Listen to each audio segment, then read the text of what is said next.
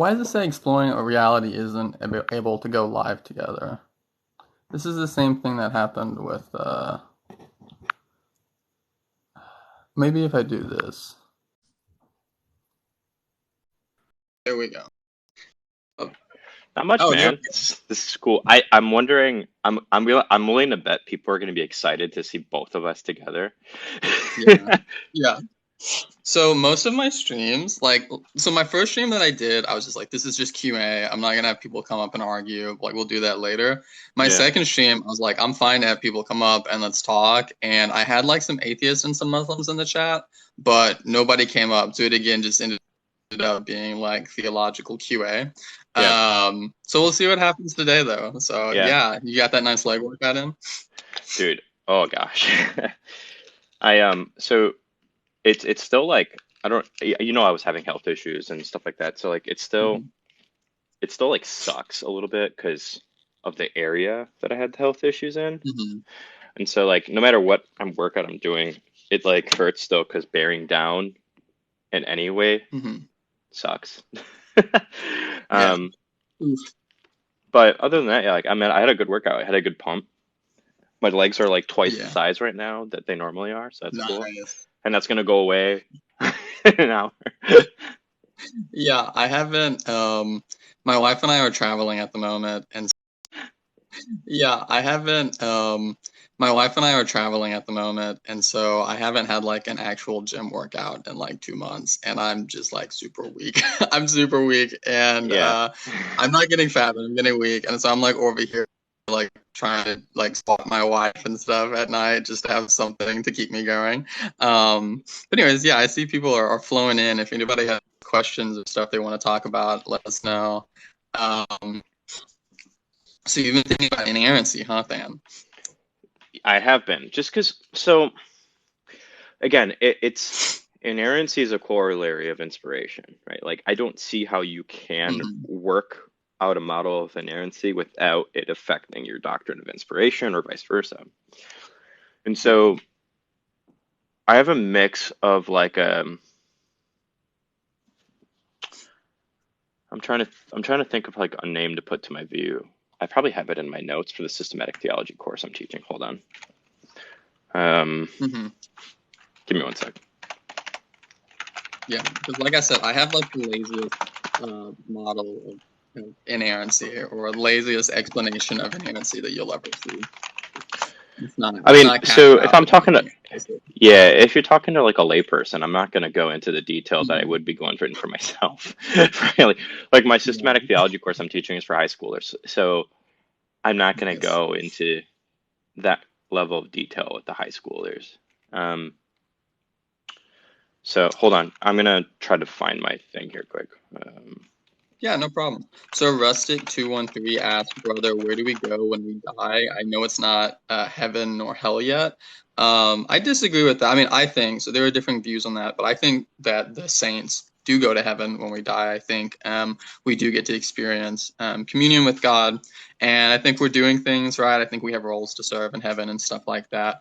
As for those who aren't saved, I think I think you could say they go to Sheol. I mean, the Lake of Fire seems to be something that's reserved for the end, like the eschaton.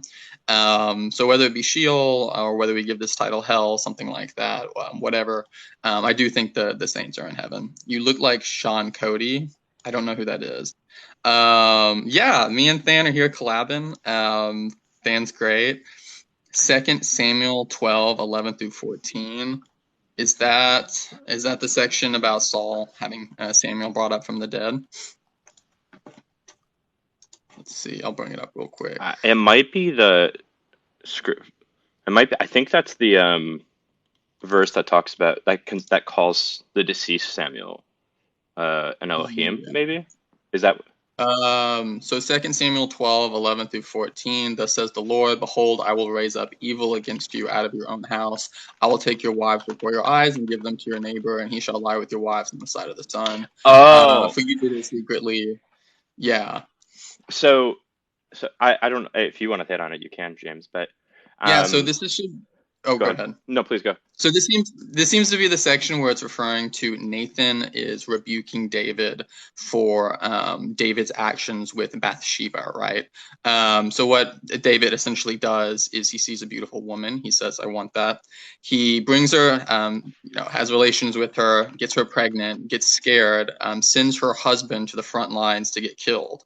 And then what happens earlier in this verse is the prophet Nathan comes and through some clever little trickery, he essentially gets David to see how bad his actions were. And then what follows here is the pronouncement of David's punishment for that action. So David's being punished here.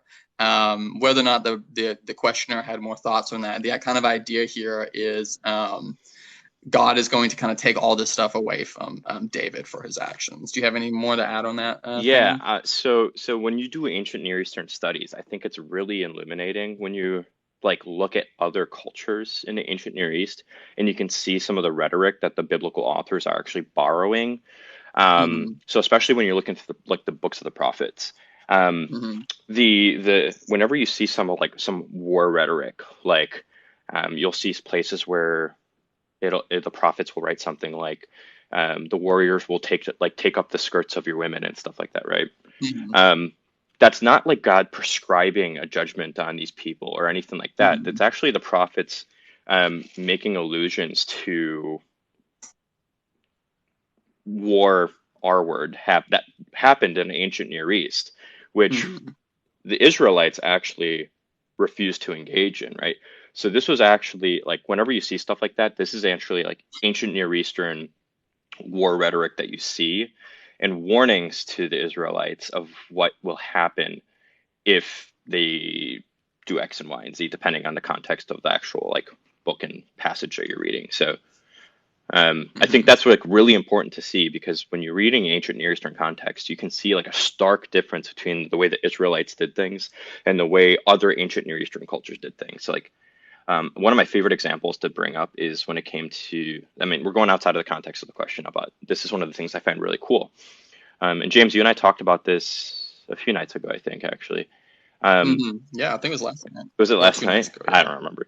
Um, Yeah. so one of the really cool things you see is like when it came to like ancient Near Eastern wars, if you look at the ways that other ancient Near Eastern cultures killed the king, they would mutilate the king's body, and then they would take him Mm-hmm. out publicly and mutilate him again, and then mutilate the families to like keep on killing. Like in there, it's like in our heads, like somebody's dead, somebody's dead. But in the ancient Near East, when you killed somebody, you re-killed them and re-killed them and re-killed them, not physically, but like for war rhetoric purposes. Mm-hmm.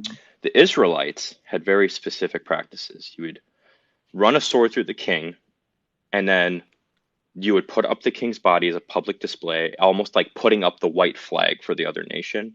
And then Mm-hmm. Yeah. the day of, once the like by sundown, you bury the king that you just Yeah. killed, like respectfully Mm-hmm. and honorably. And the Israelites were the only ones that did that.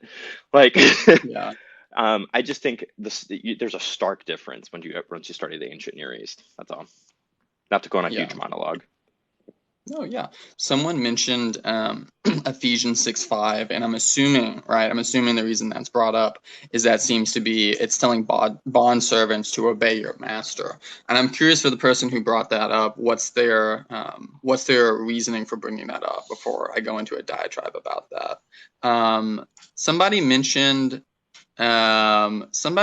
something about why believe the Bible. And I think a better question is why I think Christianity is true. I mean, like Hmm. obviously, I think the Bible, the things that are contained in it, are historical and that we should believe them. But it's important to ask, well, what reasons do we have for thinking Christianity is true? And then I think the answer to that is that the core elements of Christianity are reliably conveyed through the biblical narratives. And then that gets into, the historicity of the resurrection and the reliability of the gospels and stuff like that. But that's just kind of the 10,000 foot answer. Yeah. Yeah. So if anybody has any thoughts or if anybody wants to hop on and, have an argument with us about some topic, we're welcome for it.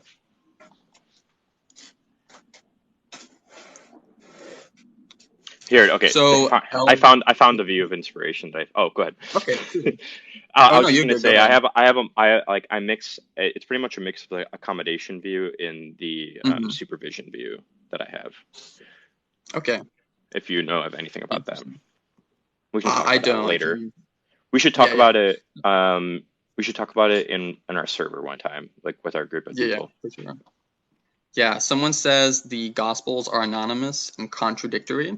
I don't think we have evidence for either one of those, and I think we have good evidence in the contrary that these aren't anonymous. Do you have something to say there? I'll just do a shameless plug here and say that on my YouTube channel, there's a video called "Who Wrote the Gospels," and we've had various scholars even post it to their blog, calling it the best defense of traditional authorship on YouTube. So take that with a grain of salt.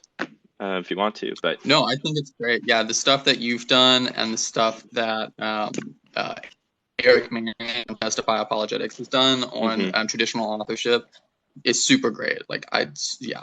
Super fantastic resource. Someone said, without using a no true Scotsman fallacy, how is your version correct? I don't know what they're referring to there when they say our version. So if I'm gonna steel man it, he's probably saying something like, why is your model of Christianity true and everybody else is false? But it seems like misguided too, because I wouldn't say that you're going to call any other Christian, because you and I disagree on probably disagree in a lot of different areas on our models of Christianity. But I don't think that you would call me not a Christian, and I don't think I would call you not a Christian. We just disagree on different particulars of the model. Yeah. To be called a Christian, you would need to be affirm very few basic things. God exists. He's one. There is Jesus is divine. He's the Messiah. He died. He resurrected. Things like that. And just because I disagree with maybe a Catholic on their view of the Eucharist or something like that doesn't mean that I'm going to say no, they're incorrect. These are just kind of minor in-house differences that we have about things. Let's see. What are your thoughts on the rapture? I don't have any thoughts on the rapture. Dan, how about you? So I'm a little agnostic on it, but I lean towards it being a later addition into Christian doctrine that isn't a real thing. Yeah. But I haven't dug into I'm very careful about what I'm going to say, right? Because unless I've dug into something very deeply, I don't really want to speak on it. So that's just kind of where I'm at right now, but I'm not going to argue with that position. Yeah, because usually when people ask me about things in Revelation in here, I'm just like, I have no clue. I'm not confident enough to make a claim one way or another with that. Yeah. So El Dorado says there are 4,000 different sects of 40,000 different sects of Christianity. Where are you getting that number from? But also, even so, let's say we just took that number. It's like, okay, well, what are they disagreeing on? It's not the core doctrines of the faith. We all agree on the central things, and then they're just kind of minute differences of how do we worship when we come together corporately, things like that. Do I think Bart Ehrmann, peace be upon him, is reliable? No. I actually really like Ehrmann.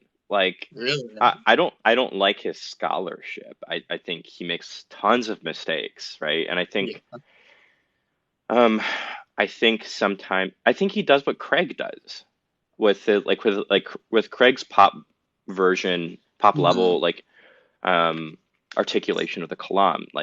Craig takes shortcuts, right? Yeah. And I think Ehrmann does the same thing when he presents some of his scholarship to the pop level. I think he takes some shortcuts that can sometimes feel like they're misleading. I don't know if I want to assign misleading tendencies to Ehrmann, though. I like him. I've talked to him before, and he's a cool guy. My complaint with Ehrmann is he does he says things which I know he as a scholar knows are misleading when he talks about variants in the testaments and stuff like that. El Dorino says this is the guy who's been objecting to all the different things about Christianity. He says, well, is the earth young or old? They are not minor differences. Sure they are. Whether or not we say the earth is old or young or not doesn't affect the core of Christian faith. It doesn't affect whether or not salvation or something like that. And so I think that Eldorino, is this your best objection to Christianity? Is that Christians disagree about some things? Is this I don't kind of even like I don't even see how it's an objection. That's the yeah, thing, right? that's what Like I'm yeah. like it so when we're considering like a species of a world of a theory, right? Like for Hmm. instance, like there's the theory of evolution, which I affirm, Hmm. and but within evolutionary theory, there's all these particular models, right? And we Hmm. like if we have a if you, I don't know if you know much. You should. I think you know a little bit about Bayes, James, but for the audience, even like Hmm. when we're doing Bayesian like confirmation theory, if we have a square and that is 100% of the probability space, and we assign um, different like theories of evolution, different areas of the probability space, like Hmm. just because one theory within that probability square is wrong, it doesn't mean that we partition out the data or the probability to Hmm. other theories, right? Like evolution doesn't take a hit if one model is incorrect within the probability space. Yeah. That's the whole point I'm trying to make here. Uh, Yeah. it's I just so my issue is like when people bring up the different types or like views or models of Christian theism as an objection to Christian theism, just like how does that not Hmm. undercut any other belief that you have, right? Yeah. Yeah, because I mean, like, there's half a dozen different views on quantum mechanics and things like that, on how to parse out the data we have regarding that. Atheism and naturalism, right? Like, Oh yeah, there's like, yeah, everyone has a different flavor of their combination of or how they cash out their naturalistic ethics. I mean, that's vastly different. Yeah, guys, make sure if you would to share the live and get likes so we can get some people in here and get more people exposed to the gospel. Where did Than go?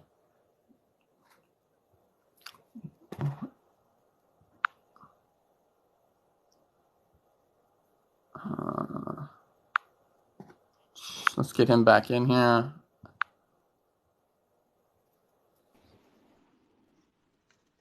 sorry, I Yo, got a phone call and then I ignored oh, it and you're then good. everything started echoing and everything and I had to drop out and come Yeah, back in. you're fine.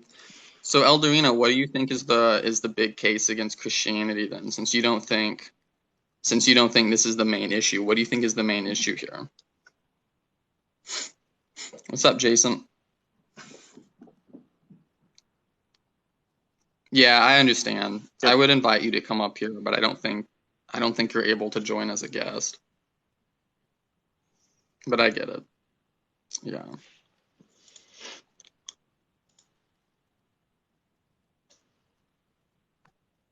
I think Shay Jolie wants to come up as a guest. Let's have Oh, her come up. yeah, Shayla's a friend of mine.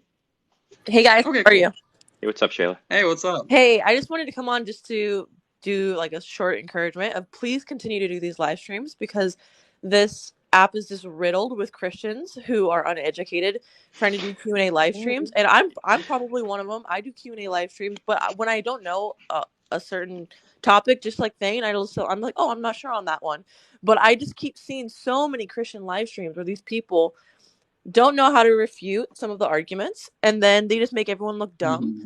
So as to like highly Yeah. educated Christians, I'm begging you guys, please keep doing live streams to try to help saturate help saturate with more like educated Christians on people's Yeah. For You pages. That's all. I mean, there's tons of atheists who it's the same thing with atheists. Like there's tons of uneducated atheists and then some knowledgeable atheists like doing live streams. So you guys are both Hmm. geniuses, and I would just ask that you please take some more time to do these because as much as I love your regular content, the live streams are also super helpful. Yeah, for Thanks, sure. Shayla. Yeah. Thanks, guys. I Thanks. think you're educated, Yeah, by I the way, plan. Shayla. Oh, thank you. Thanks. And then since I I'm don't up know you here, well, but if oh if yeah, Than thinks you're educated, I trust it. thanks. And then since I'm up here, if you don't mind, I'm still like exploring what I believe about hell. So I'd love to hear your guys' thoughts. Hmm. Because I'm still not firm in and what I Okay, believe yeah. is my doctrine. So I'd like to hear your guys' thoughts. Floor is yours, I James. think me and Than were okay. I think Than, you're not a universalist, are you? No. So That's what let I me let thought. me Yeah, let we're me one of the let me few say this people. from a philosophical standpoint. I see a strong argument for it, but I think that biblical data doesn't support it. Yeah. So my view of, I mean, this maybe is a little complicated to get into because like I hold to the harrowing of hell, right? Like I think, okay, so like broad strokes, there are three categories to how to view the damned. One is to say they engage, it's eternal conscious torment. They're conscious for eternity. They're being tormented, and that's just forever. They have to experience that suffering. Other view is like maybe they suffer for a little bit, but then they're annihilated. They cease to exist, and so they just don't exist anymore. And then the third view is universalism, right? So as far, I lean more towards annihilationism, just because I think that makes sense of like passages in scripture where it refers to like kind of total destruction or the second death of the unsaved. So I lean that way, but I'm not like super dogmatic about it. But as far as like the nature of hell and things like that, other than saying it's not a good place to be, I mean, like I said, like I think when Christ died, he descended into the pit and preached to the spirits in bondage. You know what I mean? I think there was this type of harrowing of hell and rescuing humanity from the depths of Sheol. So whether or not it's like people who are not saved, whether or not they still are in Sheol, or how you cash that out, I'm not quite sure. I'm interested to hear Than's thoughts on that.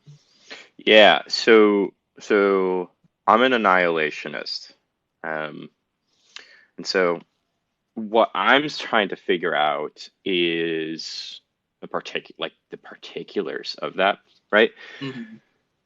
So what I mean by this is because it goes deep, like the question seems like really surface level at first, but then when you start like cashing out your view, that's what it gets really nuanced. Yeah, it gets deep real fast. And so like for instance, pre-Christ, like Mm-hmm. were the non followers of Yahweh, for instance, annihilated? And I would say no, that doesn't make sense of the biblical data because Jesus goes and preaches to the people, right? Um, and so I think future tense, right? I don't think anybody's annihilated right now. This is like a tentative view, and I'm still like cashing out my model, like the in-depths of it. So it seems to me like the best model right now, just based off the data that I have right now, it's how far I've gotten, is nobody's in hell right now. And what seems to be the case is more of like a every, everybody's in some sort of like a Sheol or state or something like that. Mm-hmm. And then after the eschaton will be like the actual judgment where people will the believer. I also believe in post-mortem opportunity for particular Same. sets of people. So Mm-hmm. like putting that aside for now, I think there would be the Mm-hmm. people, just for sake of simplicity, the people that are saved and the people that are Mm-hmm. not.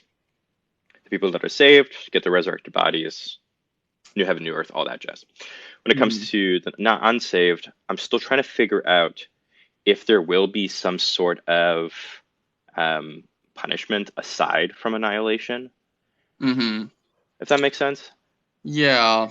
I mean, like I think in ancient Jewish conceptions of like Sheol, there was like a division, right? Like there was an area where I don't think guys like Abraham and Isaac were experiencing the same thing as like Balaam, right? Yeah. In Sheol, like pre-Christ. I think maybe there's a division here. Um, I also am very sympathetic to post-mortem opportunities for salvation, but like how to cash out, like you were talking about, how to cash out, like okay, where are people now? And because hell sometimes gets like, I think hell is an ambiguous word, sometimes used to just refer to, sometimes to refer to the lake of fire, sometimes just to refer Hmm. to Sheol, like sometimes to refer to the intermediary state before the eschaton, like all that Yeah. stuff. And so I think I would just be like, all right, let's just talk about the lake of fire and Sheol. Lake of fire is clearly at the end.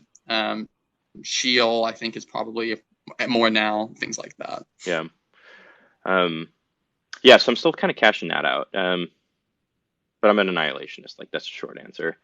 Um, Yeah. does that help, Shayla? Yeah, I think so. Would you guys agree that it's like fair enough if someone asks in a Q&A live stream, like, what do you believe about hell? Just something along the lines of like, I'm not 100% sure, but like just to dumb it down for like a teenager, because like those are the main people I'm Yeah. talking to. Um, I'm not 100% sure what hell looks like, but here's what I know. It is eternal separation from God. And I don't want that Hmm. for you or for me. I don't think anyone wants that. Yeah. Even people who say they hate God, like, trust me, like, they don't want to be eternally separated from God. Because Yeah. even on this Hmm. earth, we are experiencing God's goodness. And Yeah. Hmm. it's going to be completely without God's goodness. Do you think that's a fair enough, like, rounded answer Yeah. for someone who Yeah. maybe isn't Yeah. sure on it? Yeah, I think that's a fair enough answer. I would say that this Dante's Inferno type conception of hell, I I would just say it seems the most implausible to me. Yeah. Um, Yeah. it's a newer thing Yeah, definitely. that just kind of I don't look at early church history and see that. Shayla, have you read Yes. The Great Divorce by C.S. Lewis? Yes. Like, Yes, I I have. think his conception of hell is like, I vibe with that. Of like, I do you too. have I a do bunch too. of people, you have a bunch of people left to their own Devices. kind of moral decay. Yeah, it's like it's just kind of a continued moral decay of their souls that just goes Mhm. on and a further distancing themselves from God. And that's one of the reasons I can't get on board with universalism is because they're always like it's this idea of like a person who's in hell and kind of the actions or love of God or whatever are kind of like wearing them down like a river wears down a rock. And I was like, I don't think that that's how that happens. Like, I don't. I Yeah. think the person in hell, many might come, but I think there's a good case to be made that some people are just getting further and further away from God, not closer through, their separation of Him. Just as like in the Yeah. Great Divorce, there are those who just get further and further away from the bus stop. So what the universalists will probably say there is reject your like, and I would agree with you, right? Yeah. But they're probably gonna reject our view of human freedom, right? And they're gonna Hmm. say something like, it's completely irrational to be in that sort of like state and continually for trending towards infinity, reject the Hmm. good. Um, Yeah. so like on our view, especially because of the law of infinites, we're gonna have to say something like it's not possible for them to eventually like it's not we're going to have to say it's not logically possible for them to accept God eventually because Hmm. then eventually they will, right? Yeah. Yeah. So that's going to be like the stark difference between the universalist and us, if that makes sense. Yeah, yeah, because I've had this, that conversation with the guys in our Discord Yeah. before, and I know that's the thing to go. It's like, well, we're all really desiring the good, it's just in different misguided ways, and that's just that's one of my issues there. I'm like, I don't think everyone's really desiring the good. Like, I think I don't think they are either. so. Like, I remember I commented to my wife. We before we started traveling, we were in Memphis, and like that's where we lived. And we recently had a gunman who just he went on a killing spree. He was just riding around, hopping out, shooting random people, and then going to the next spot, just like walking into random stores and shooting people. And I remember saying to my wife, I was like, Universalists would have me believe that this guy is really thinking he's really pursuing the good here when he does this. Like he's just in a misguided way, but he's like pursuing the good. I don't think so. Like I'm not like buying that. But yeah, this is the what's the those who are not present are easily refuted. We're two non-universalists bashing on universalists. Yeah. Well, I'm not going to bash. That's why I tried to defend it a little bit, right? Because I don't want to Yeah. bash on them. I'm actually really sympathetic to universalism. I just don't see the case, right? Like Yeah. that's I'm not against it. Mhm. Yeah, you guys love them. You just think they're idiots. Fair No, enough. I actually don't think they're Just idiots kidding. either. I'm just I kidding. actually, you would think that I'm a universalist with the amount of times I've defended the view, Yeah. right? Like there, and the one of the things that I'm tired of seeing is non-heretical views being spouted as heretical by people that are super Yes. dogmatic of their own positions. You get what I'm trying to like the Yeah, picture I'm painting? preach. That's good. It's true. And so like I don't think like universalism isn't heretical. There's like you're not a non-Christian in virtue of being a universalist. And so um I'm gonna defend a brother and sister in Christ and their view Hmm. if it's getting attacked and like in a way that it shouldn't be. Yeah, I mean, like, I like one of my favorite writers, Christian writers, is George MacDonald. You know, I mean, he says some really universalisty things. Hmm. So I would come to his defense no matter what. Yeah, the only universalist I don't like is David Bentley. Yeah, he's garbage. He's the one that He just yells yeah. at me. He's the one that he's like the Richard Dawkins of Universalists. Like actual informed Universalists are like, he's not the representative of our case. But like all the people who are like new to Universalism are like, yeah, Bentley Hart, he crushes Hmm. it. Yeah, I've got some friends in like real life who I know who just think like, oh, it's been proven. Like Hart proved it. Like it's done. Like it's irrefutable. And I'm like, 90% of his book is calling me stupid or immoral for not being a universalist. But Yeah, yeah, I take, and maybe it's because I'm biased since I'm a Bayesian, but I take yeah, anybody that says it's been proven with a beyond a shadow of a doubt, it's blah blah blah. And even if it's a Christian, that's I agree with. Like I just kind of yeah, yeah. just makes me uneasy. I don't know if we can say that about anything. You don't ever put forth an argument and then when you're done, be like QED, it's proven. Dude, so look, I don't know if you've heard Josh Rasmussen's Gödelian argument from perfection. His kind of version of the contingency argument. No, no. Um, it's a Gödelian ontological argument, and he argues that fundamental reality, logic, like through logical necessity, has to be Hmm. pure perfection. Um, Interesting. I'm not familiar with that. all right, well, I'm okay. familiar with his arg. Well, okay, where does he express it in? Because I've read his I'll stuff on like various versions of the contingency argument or the Kalam argument, like that type of yeah. stuff, and his whole like argument from limits, things like that. Right. That's Yeah, that's like that's a yeah. contingency style argument. So this is a little bit different, and I think you can actually cash this out in terms of a stage two argument because I like to Hmm. put this into my stage two of contingency style arguments, and I'll kind of like flesh it out together with an argument from arbitrary limits. Hmm. That being said, this is an ontological argument, and so I'll show you. He sent me a few PowerPoint slides and some like some stuff he's written on it, so we can Hmm. flesh it out in our server. And now I forgot where Okay, I was yeah. going with this. What were we talking about? Um, about QED, it's been proven. Oh, yeah. So, okay, there we go. Thank you. So, since that's a deductive argument, right? Hmm. That like, and it's through logical necessity that we're arguing for something. Um, Hmm. it bothers me that I'm convinced by it. Yeah. Like, I'm trying to poke at it so much, Yeah. and like, because it's especially because it's an ontological argument, so I'm like already skeptical Yeah. of them, Same. Yeah. and it works. Interesting. Send it to me. Yeah, yeah. I've been not convinced by some of Rasmussen's stuff with like argument like from arbitrary limits or like his argument from limits in his books. Like I've set uneasy with some of it. And if you ask me on the fly like what my issues are with it, I don't, it's been so long since I've read it, I can't remember it. I know I wrote a paper, and a very short paper, like a brief like kind of paper in my graduate thing, kind of poking at his argument and being like, here are some issues with it. But even it's not a good representation because I wasn't allowed to like cite his other stuff to do it. I had to just respond to one paper. But so like I like some of Rasmussen stuff when it comes to those type of like contingency like limits, perfection, stuff like Yeah, that. But other areas, I don't know why it just doesn't sit well with me. yeah. Someone asked, what is the name of the ontological argument that was just mentioned? Oh, it doesn't really have a name. It's a newer argument, so I'm sure.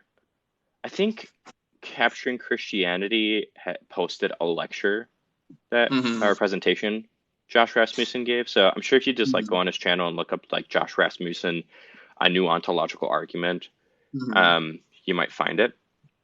Okay. Um, I am really excited. Like, I guess I'll just announce it here. Josh Mm-hmm. Rasmussen is writing a book. I don't know if you know this. Um, and Mhm. it's titled "Who Are You Really?" He's been sending me like the drafts of it, and he's sending me. It's going into printing now, so he's sending me a preprint, Mhm. which I'm like super excited about. Like I'm fangirling over that. I'm gonna have like a Mhm. signed book from Rasmussen, but um, Yeah. and he's coming on my channel next month, and we're gonna talk about it. And it's all about Nice. consciousness, your identity. Since he's an idealist, he's gonna be Mhm. arguing, right? That the mind is most Oh fundamental and yeah. all that stuff. It's oh my Mhm. gosh, his arguments are actually like Mhm. really good. Um, so Interesting. I mean, yeah, Rasmussen is like he's great. I mean, like he is such a top tier mind. I don't agree with him on everything, but I respect him immensely. yeah, he's a universalist. Him and I, and Is he I've really? yeah, and him and I've poked each other on that a few times. Oh yeah. Man, it's becoming a lot more mainstream. Which Someone says, "What do you think about manifestation?" I don't know what that means. I think it's like more like new age stuff. Manifestation. Like like, oh, I want a job. I want a six-figure job. I'm gonna manifest it. Oh, Like speak it that's and right. declare it. Oh yeah. Yeah, my wife just told me, she's like, I told you about that the other day.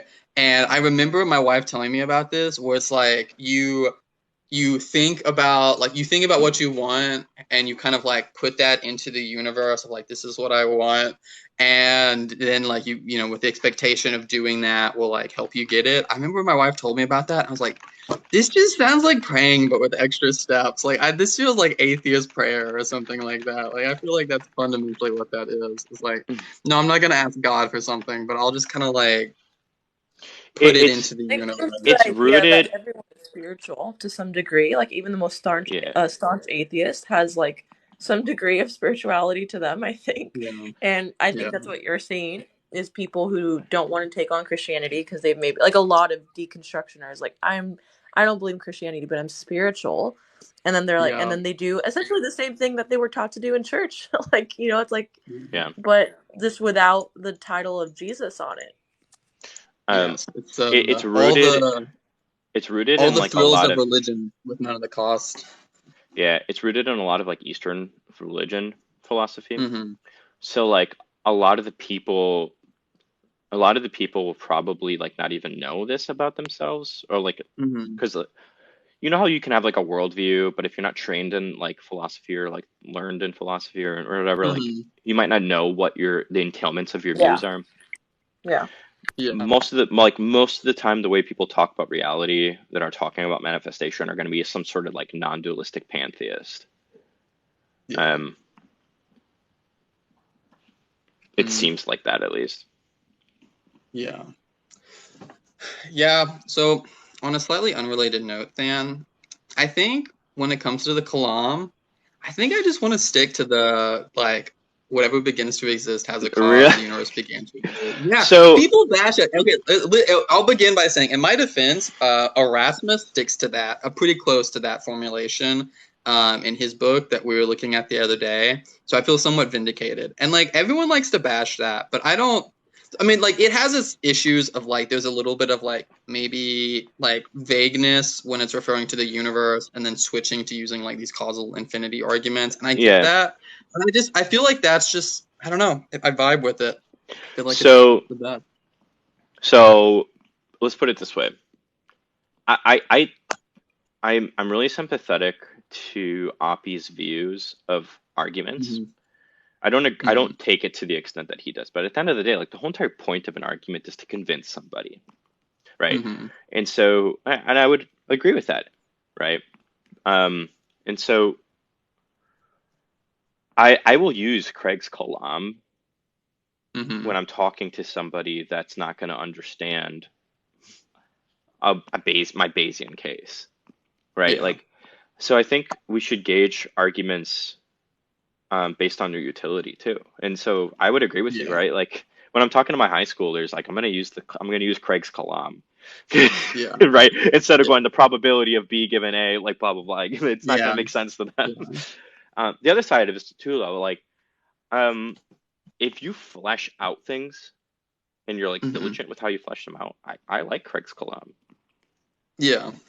Um, Everyone bashes Craig's Clom, but I think I it's still just the think fire.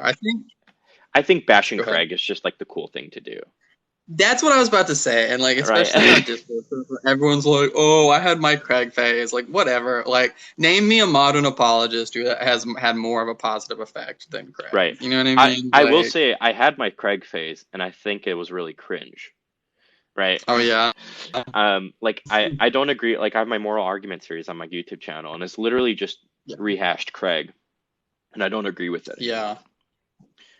My, That being, what's your go ahead. preferred? Sorry, go ahead. I was gonna say, what's your preferred like moral argument? Because I have mine, and it's not Craig's. So, if I'm gonna, I don't know if I like moral arguments. Let's put it that way. I'm really skeptical of the move that you have to be a theist to be a moral realist. Interesting. That being said, if I'm gonna, so like that's why I would prefer like an abductive case. Like Baggots or something. Yeah, like Baggots. That way at least I'm like leaving open the possibility of, right, of saying like that, that I'm leaving open the possibility of the atheist being a moral realist, without theism. And I think that's more of like Yeah, a modest approach, and that's just kind of like how I operate. That being said, yeah, my favorite would probably just be like an argument from moral knowledge. I think yes, yeah. the best way you can possibly explain our moral knowledge is through theism. I agree. That's what I was gonna say when you were talking about like, arguing about whether or not an atheist could be a moral realist. I was like, I just want to, what's his name? The guy who has the moral knowledge argument in natural theology, something like that. And then kind of combining in that along with Craig's stuff about knowledge of moral duties or the ability to ground moral obligations. I think maybe like a hybrid thing there is the strongest. But yeah, I don't think I like Craig's version where he's just like, if God doesn't exist, then moral realism isn't true, or I mean, something like that. Yeah, Like that's not my preferred version. I think yeah, the guy who does it in Blackwell's natural theology book is better. yeah. I I think there's some pragmatic issues I have with it too, because I think people I think people have swung so hard like in response to Craig's moral argument, um, that they just decided to bite the bullet and not be moral realists, Yeah. right? And like from a pragmatic approach, I think I'd rather just like take the more modest approach and not have that issue, Mhm. if that makes sense. So it's more of like a give and take, like here's my pawn, so I can take your king kind of a thing. Mhm. What's up? Who's this? Good morning. You can call me Good Ty. morning. Hey, Ty. No, I was just I was just wanted to chime in on the moral argument. I respect the two people that I know. I know Than and I follow you. And I respect you guys a lot. The moral argument is, I think, is a perfect opportunity to communicate on some common ground. From what Yeah. it sounded like, you guys were saying that the moral argument isn't as impactful, but I think it's the most essential out of. Well, I wouldn't go that far. So I mean, different people find different things convincing. And I know a lot of people, like you were talking about, like they find the moral argument the most convincing. I think Craig has mentioned he finds it to probably Hmm. be most persuasive. C.S. Lewis talks about it being influential in his conversion. And so I'm never just going to be like, no, this is a weaker argument. Because I find things like a kalam and a teleological argument to just like that just really hits me harder than something like a moral argument. Because I feel like I cannot escape a kalam. Like I feel like the logic, it's just like I can't, there's no thing I can plausibly deny.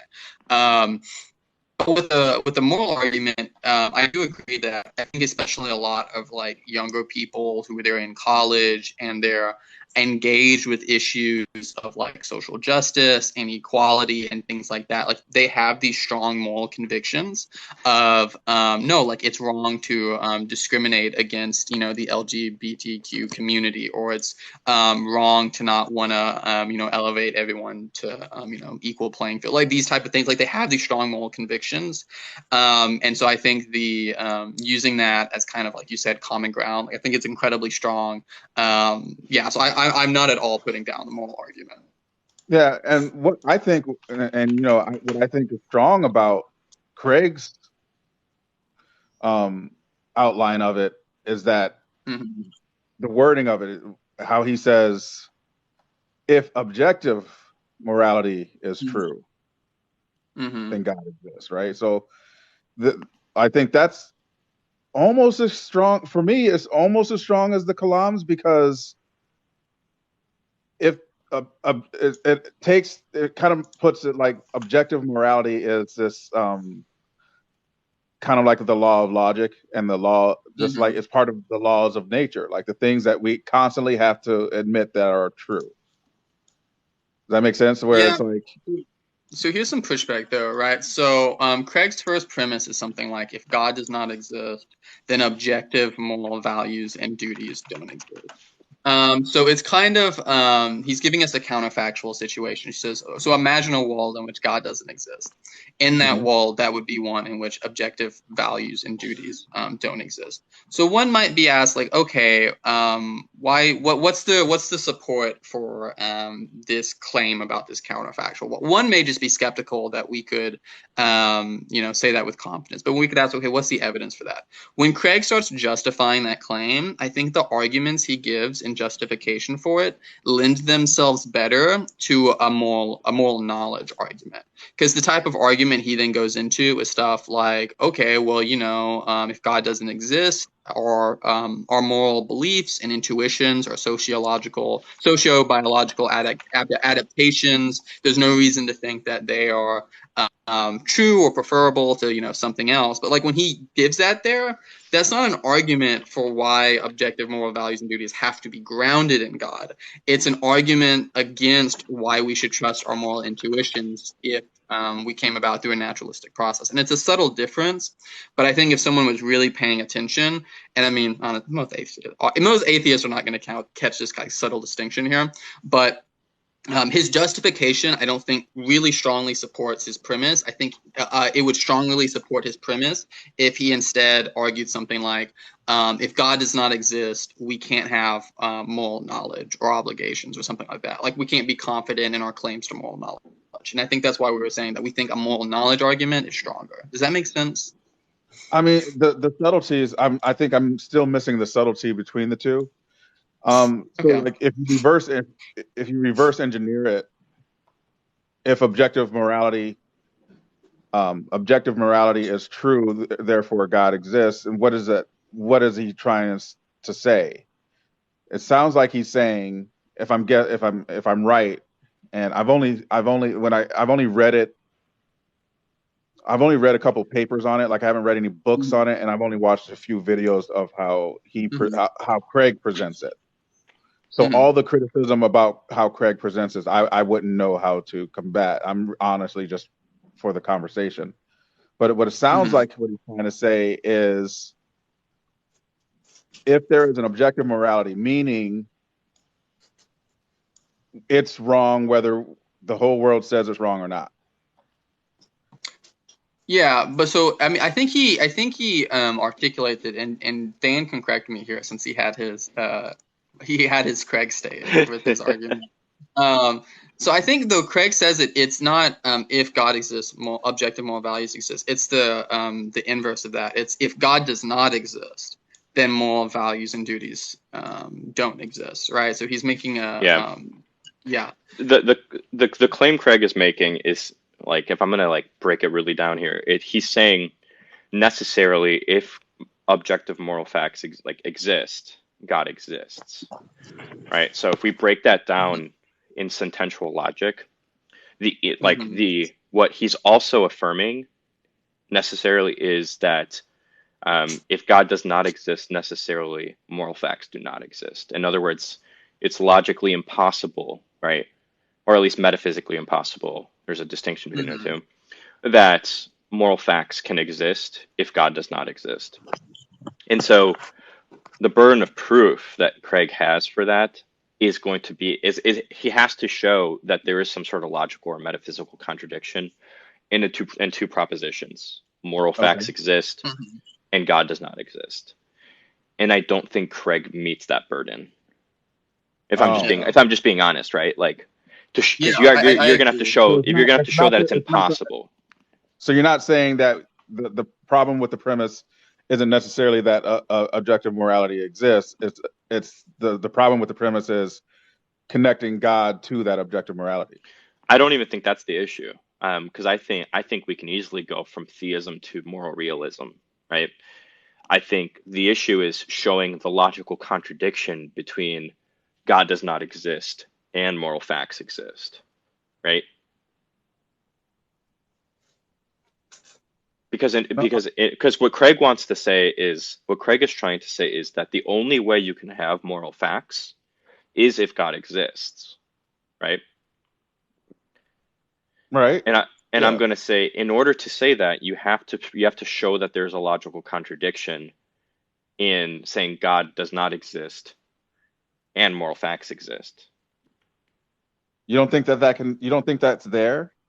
No, I don't. I don't think Craig does that. I think it's there. How would you show that? You would show it by the fact that to put it really like I'm not a philosopher. No, it's totally but fine. To put it plainly, because we have this language that there's right and wrong, like, because if everything was, if all morality was subjective, right, then for us to even say that this is wrong at all, I just don't think that we would get there through natural processes. Well, meaning if we evolved not to achieve right and wrong, and if we were evolved that way, then obviously we just wouldn't be capable to even perceive in that way that there is this divide between right and wrong. It just is and what isn't. But then you're shifting. But then you're shifting into a moral knowledge argument, right? We wouldn't be able to perceive it, and so that's why we think it's stronger if you just start from the beginning of presenting it as a moral knowledge argument, because the difficulty, as Stan was saying, is showing that necessarily, if objective moral values exist, then God exists. Like showing that God's existence is a necessary condition there. That's really hard to show, but it's a lot easier to argue for why, if naturalism is the case, why we have a defeater for all of our claims to moral knowledge. That's a lot easier to argue, and most of the justifications that Craig gives anyways are in support of that kind of weaker claim. And I say weaker in the sense of just more defensive. Like, right? Like, not quite as strong. Yeah. And that's the first time you've said what you've said, that's now like, okay. I think what'll be helpful distinction here really quick is Craig's moral argument is an ontological one. Yeah. But the way he attempts to justify it is through epistemic means. Yeah. Right. That's a good way to put it. Yeah. Because what he's saying is like we have moral knowledge. Like, again, goes back to moral knowledge. Moral knowledge means more like refers to moral epistemology. But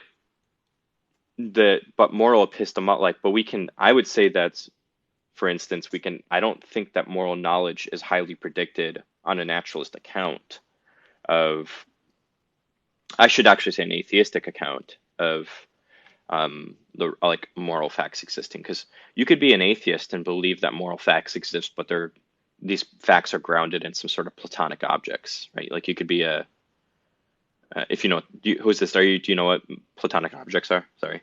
No. So like Platonists are going to believe that abstract objects exist, and they're going to say something like the number 2 is a prescriptive, like supervenient fact about reality. It's like a non-natural, non-physical thing that exists, like a proposition. that comports to reality, right? And so like you could be an Yeah, atheist and think these abstract objects, like these are metaphysical objects that exist that explain different things we see in like the real world. And that's, I think, a plausible account of trying to make sense of the data without God. And so an atheist could say like abstract objects exist and these moral propositions that are true are grounded in those abstract objects. And then the move that James and I are going to make is, well, okay, so you and I both agree that moral facts exist.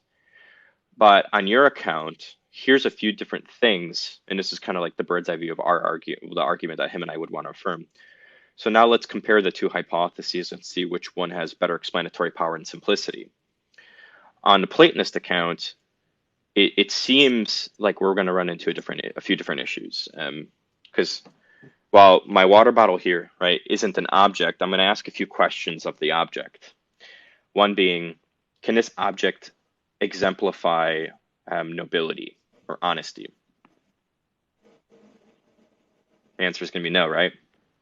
Oh, I thought. Okay, I didn't know you were asking me. I'm sorry. I thought No, you're good. You're good. Yeah, the answer is going to be no, right? And so the question is going to be like, well, why? Okay. Why can't I like? I'm kind of like walking through the argument here. Like, why can't the water bottle exemplify those like moral traits? Because the bottle is neither moral or immoral in itself. There's nothing. Right. So like there's like some sort of relevant difference between the water bottle and me, right? That allows me to exemplify moral traits, but not the water bottle. And I would say I have morally significant freedom, which presupposes that I'm conscious and I have moral knowledge, right? Most people won't argue that. Well, I'll argue against that, right? But so we can just go with the fact that I'm conscious.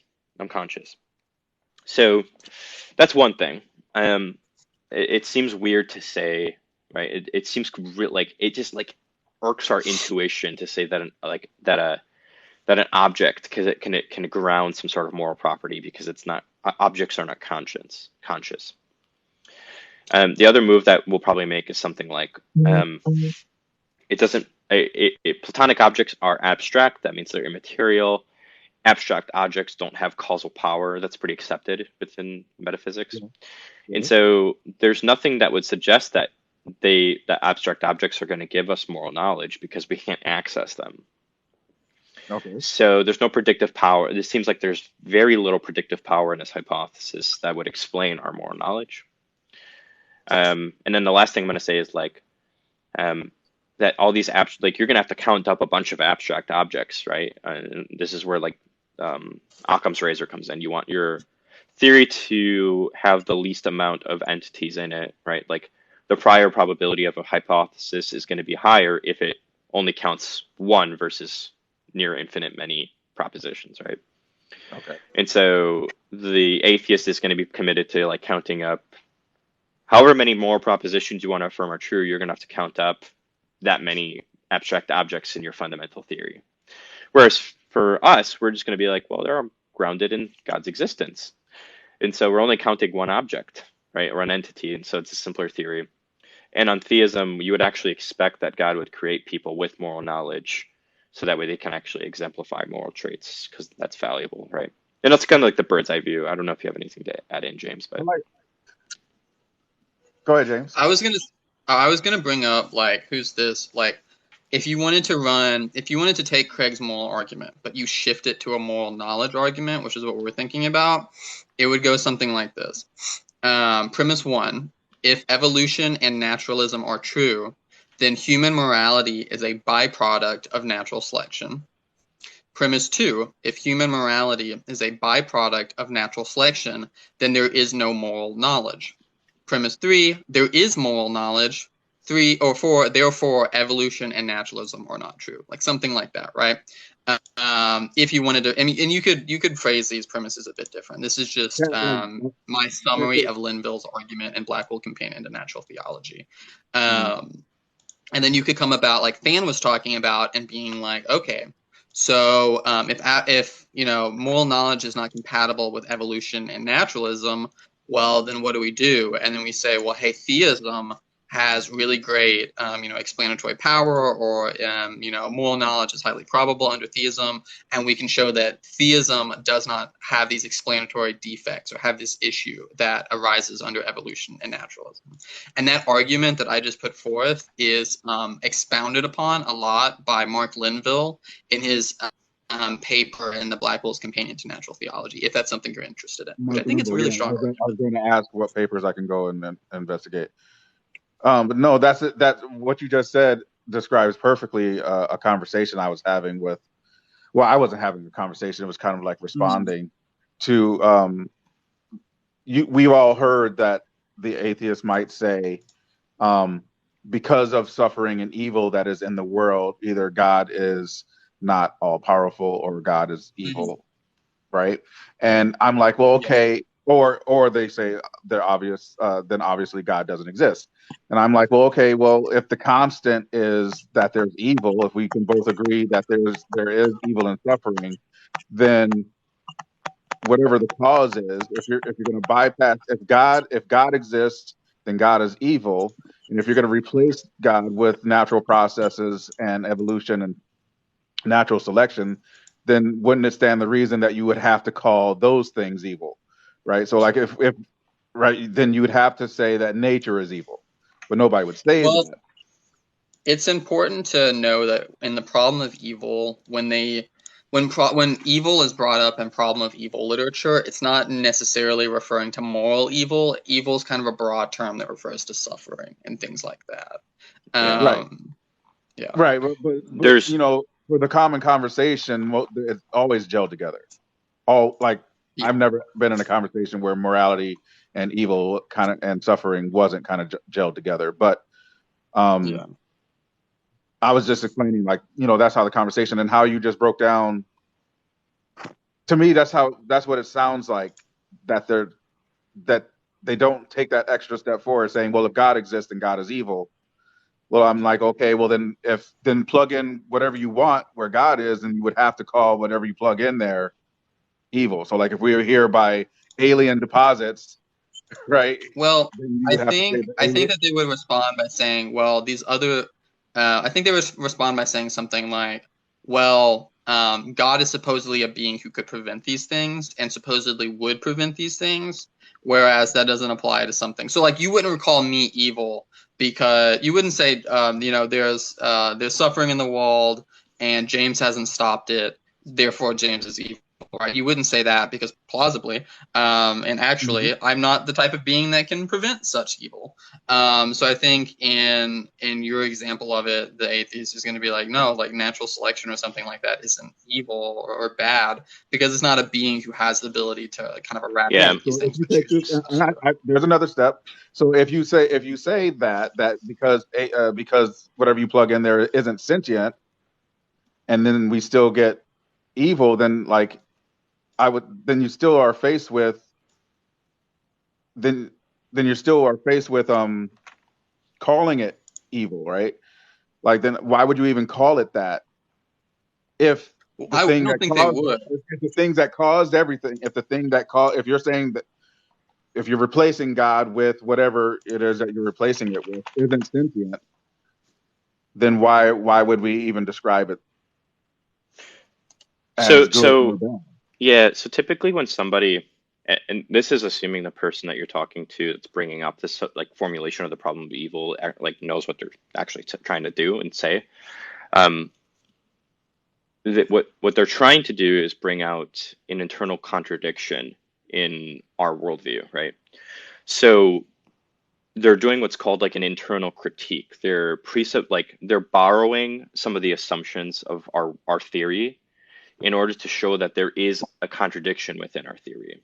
Good point. So what they're not committing themselves to is saying like, yeah, objective morality exists and God does not exist or anything like that. What they're really trying to do is just saying like, look, let's just assume for sake of argument, all these propositions are true that you affirm.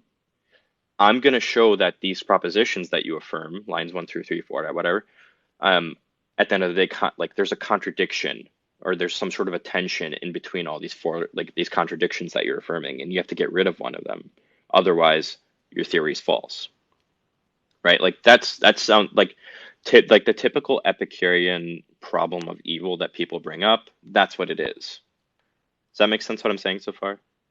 I'm having trouble grabbing it then. Okay, so I think if I could just like walk you through the argument, it might help. All right. Because typically the argument they'll make is something like this. Premise one, if God exists, he is omnipotent and omnibenevolent and omniscient, right? And we would agree with that. Premise two, if God is omnibenevolent, he would want to stop all evil.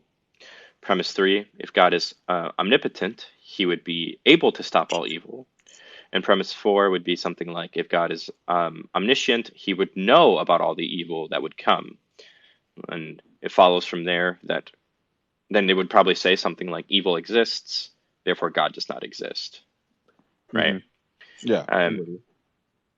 And so what they're not committing themselves to, again, is our worldview. They're just saying, like, here's all the things you prefer, like you affirm, and I'm just like pointing out the entailments of what you believe, of those propositions, to show that there's a contradiction. Does that make sense? Yeah. Now that makes perfect sense. Okay. And so, like, our move is just going to be like, I'm not even going to put up a theodicy to that, right? I'm just going to say the contradiction's not explicit, right? Like, there's no explicit contradiction actually in what you're saying, because there's underlying assumptions that you're counting on that aren't actually justified. And so this is why atheist philosophers have largely like abandoned that formulation of the problem of evil, because I think it was in the 80s or 90s, like Alvin Plantinga, a Christian philosopher, put up the free will defense. And I think a lot of people misunderstand what the free will defense is, because Plantinga is not saying free will exists, therefore the argument fails, right? The free will defense is, so long as it's even possible that free will exists, this argument can't get off the ground.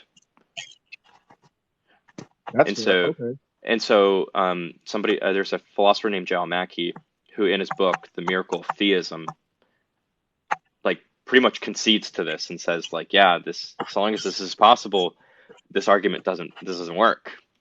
And that's why largely, that's funny, 'cause, like, I thought that the point was to get into this without getting into theology. You know, like, don't you kind of like got to scrape the surface of theology as soon as you say that free will exists, right? Or not do really, you- not really, because like I said, as long as it's even possible that free will Okay. exists, the argument can't get off the ground. And so that's like why largely like atheist philosophers have like abandoned that. It's been kind of dead since the 80s. And they've moved on to like different formulations of the problem of evil, like an argument from gratuitous suffering, or like evidential cases that will try to lower the probability of God's existence given suffering.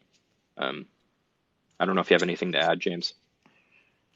I have some ideas I could float with you, Dan, or anyone else in the chat about two things regarding like the argument from evil. So me and you, I think we've briefly talked before about a potential theodicy arising from kind of the divine counsel worldview that guys like I see you getting excited. Yeah, so I know, I'm not wanna, gonna like, dork out. I'm sorry. I'm just kind of pumped no, dude, up. I love it. Like so like here's my thought. It's like, okay, what does that offer as a theodicy that other things don't? And like this is just me playing with this in my head.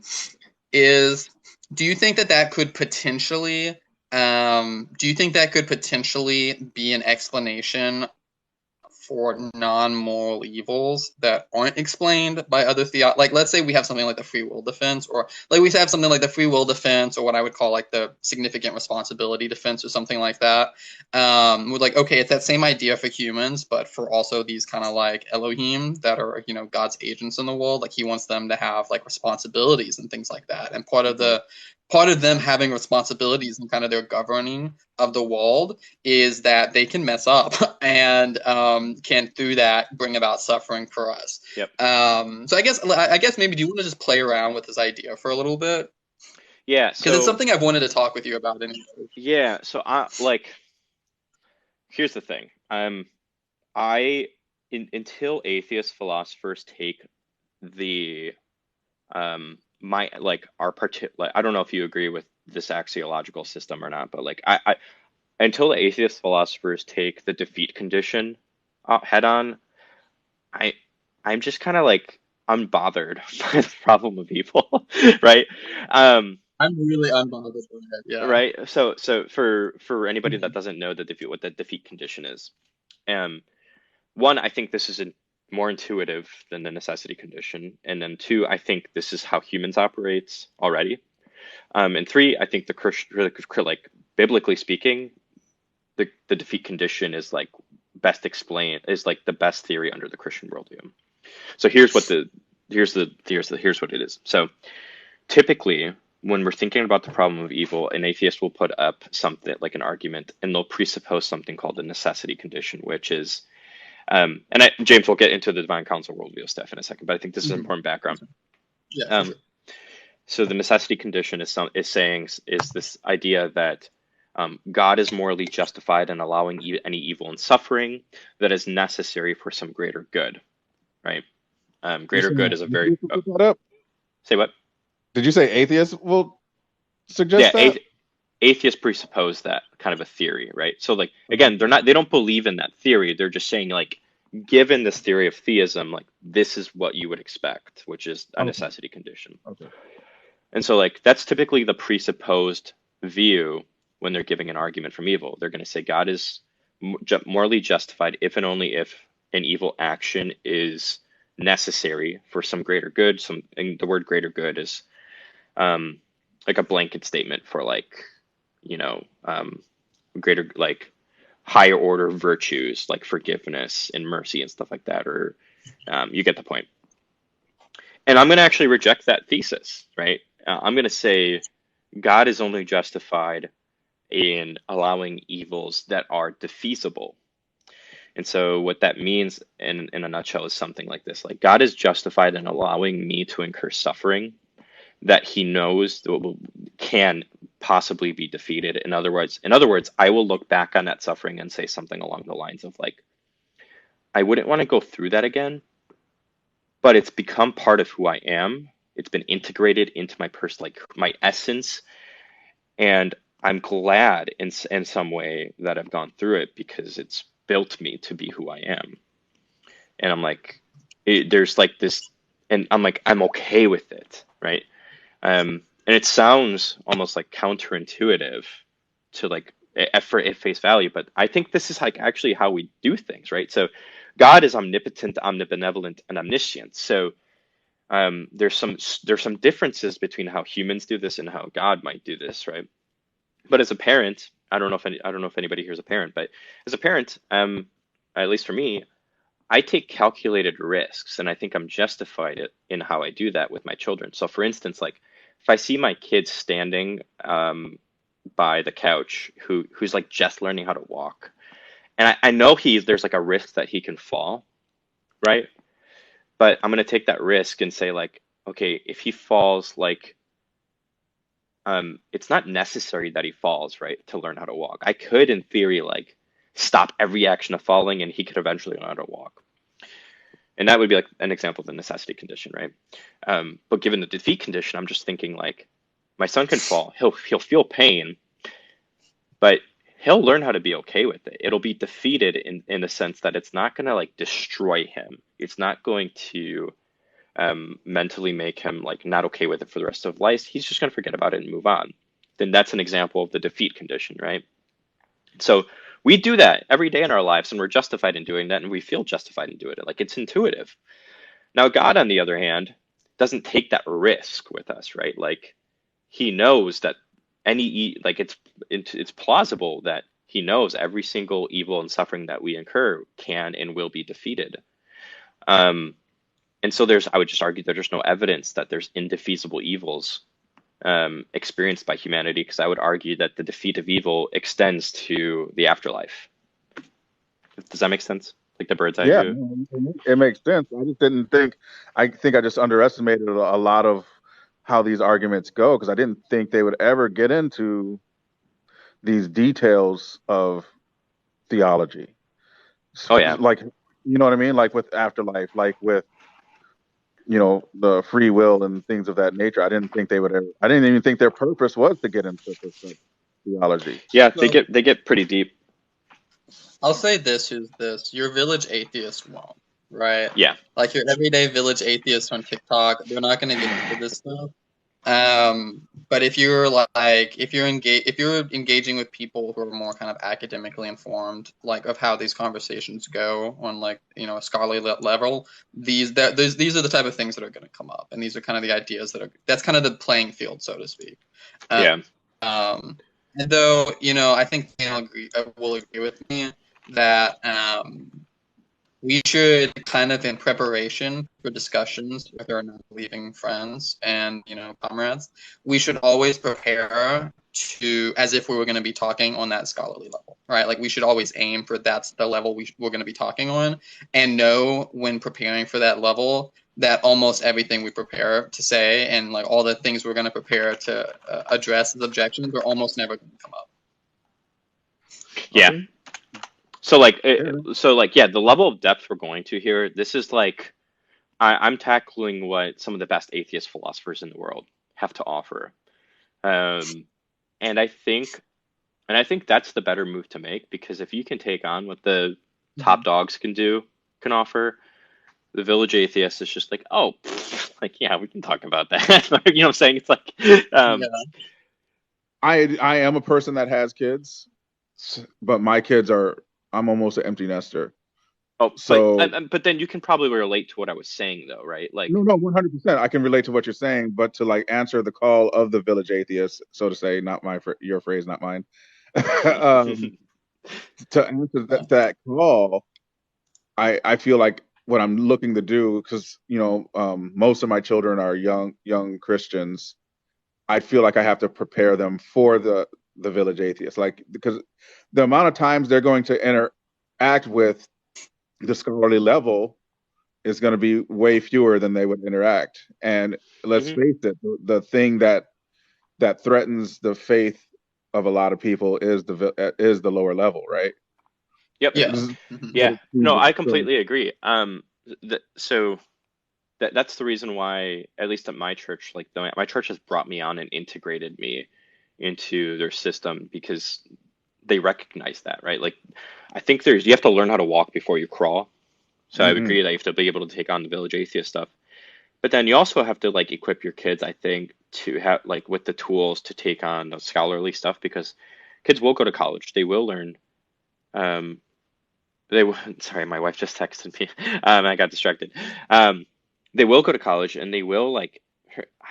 I've heard it countless times, right? Like I've heard of kids going to college and learning that we don't have the original manuscripts of the Gospels, and they'll swing from I'm a Christian to I'm an atheist because of that, right? Like Yeah. I saw you nod your head, James, and I'm like, so like I think one of the things we need to do is teach our kids, yes, to take on the village atheist stuff, but I also think we need to teach our kids like that, um, what kind of like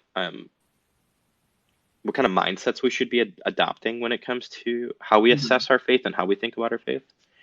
Like, so one of the Yeah. things I always teach the kids at this Bible Institute is to adopt a mindset of like probability, not certainty. Um, Mhm. and I also tell the kids like you should look at the Christian worldview in light of its like explanatory flexibility. In other words, like Yeah. um, if you are a young Earth creationist and you decide, oh my gosh, young Earth creationism is false, cool, I would agree with you, but that doesn't mean Christianity is false, right? Right. Um, Yeah. so I that's I did you get what I'm trying to say there, or am I just kind of doing mumbo jumbo there? No, I absolutely do. I wanted to ask one question before I jumped off. And for anybody can answer this, even the new gentleman.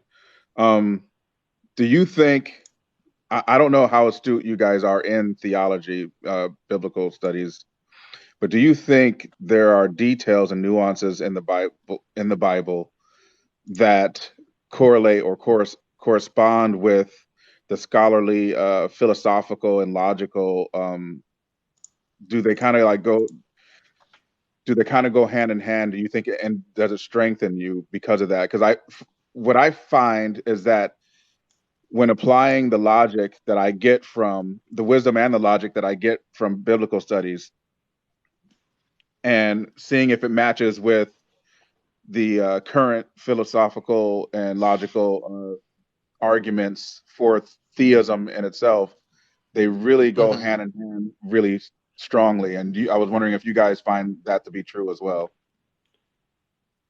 I certainly do. I think there's great Yeah. synergy. I mean, I would be up a creek without a paddle if I like in theology and philosophy was coming. My reason was leading me to one thing, and then I opened Yeah. scripture and I saw something that contradicted that. I would be like, oh, jeez, oh, geez, So Rick, I got to figure something out here. Like, yeah, I Yeah. think your question is, I think your question just leads to the answer of how important systematics are, like systematic theology. hmm And because, and I think like you can't, when you're constructing your worldview, and this is probably a much deeper answer than what you wanted an answer of, but when you're constructing your worldview, I don't, it's not possible to look at history in a vacuum and look at philosophy in a vacuum and look at theology in a vacuum, right? Like it's completely symbiotic. You cannot deal with one without it affecting the other. And so there are instances, I would say, in philosophy that somebody might make an argument, and I would say it doesn't comport with what the Bible says. So, for instance, like James, I don't know where you're at. We haven't actually talked about this before, but like I'm not a classical theist, right? me neither. Um, Yep, yeah. I don't think it comports with the biblical data. I think what makes more sense of the biblical data would be like something like a theistic personalist and the divine council worldview Mhm. and stuff like that. And so like there are people that will make arguments like Aquinas, like from Aquinas' five ways, and I'm gonna push back on that because I'm gonna say like I think there's issues philosophically with it, but then also the biblical data doesn't Mhm. comport with like what you might be trying to say. Um, Yeah. so it's probably deeper than what you intended to go, but So you find that to be true, that sometimes the biblical data doesn't support what you're trying to say philosophically? no, not what so I'd like What? to make the claim that whatever I say philosophically comports to the biblical data. But I'm going to say that there are arguments out there that people make philosophically that are Christian that I think doesn't comport to the biblical data, and I'm going to argue against them. Yeah. Yeah. That's true. That's true. Good answer. Thanks What's for up, letting me Michael know. Media? Hey, thanks Yeah, for thanks for having me hopping on. on. Who's this? Hey, man. What's on your mind? Oh, well, first things first, I wanted to say, man, so the algorithm just recommended me your channel. This was probably, I don't know, weeks ago. But man, you drop some Uh-huh. bomb content. Uh, so Thank He you. does, doesn't yeah, he?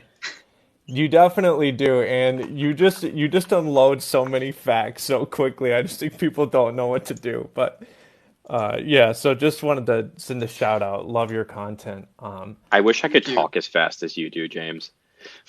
People people have jokingly called me Eminem, which I think is hilarious because like I don't do it on purpose, and I joke sometimes to my wife like if I'm sitting down to do a script, like I'll start recording and just as a joke, just to, like kind of get my mouth moving. I'm like, all right, guys, what's up? It's your favorite Christian rapper because like people have accused me of rapping so many times on like my stuff. I'm like, all right, Esther, I'm gonna go record a rap real quick.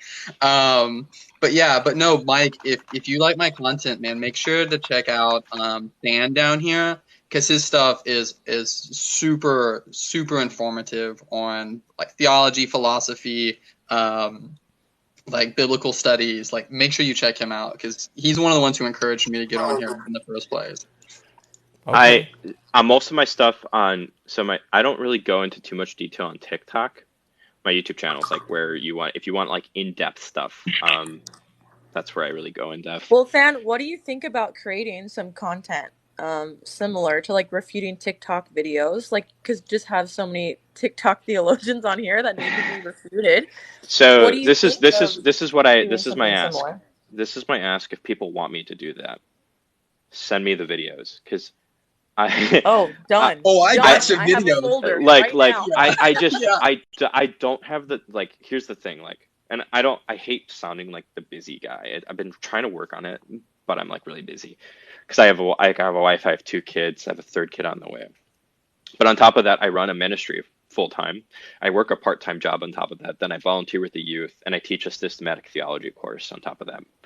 Right? So it's like, um, I don't making the time to find the stuff is really difficult for me. So if people want to send stuff to me, send it to me, and I will get to it when I can get to it.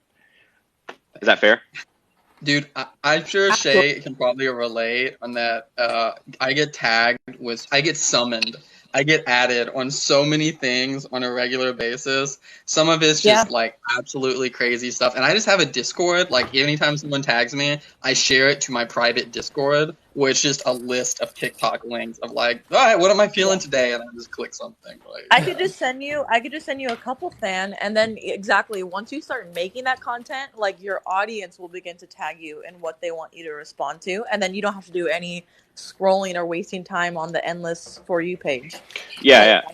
Just send stuff my way. Like that's at the end of the day what I need, because I just don't have the time to scroll through it.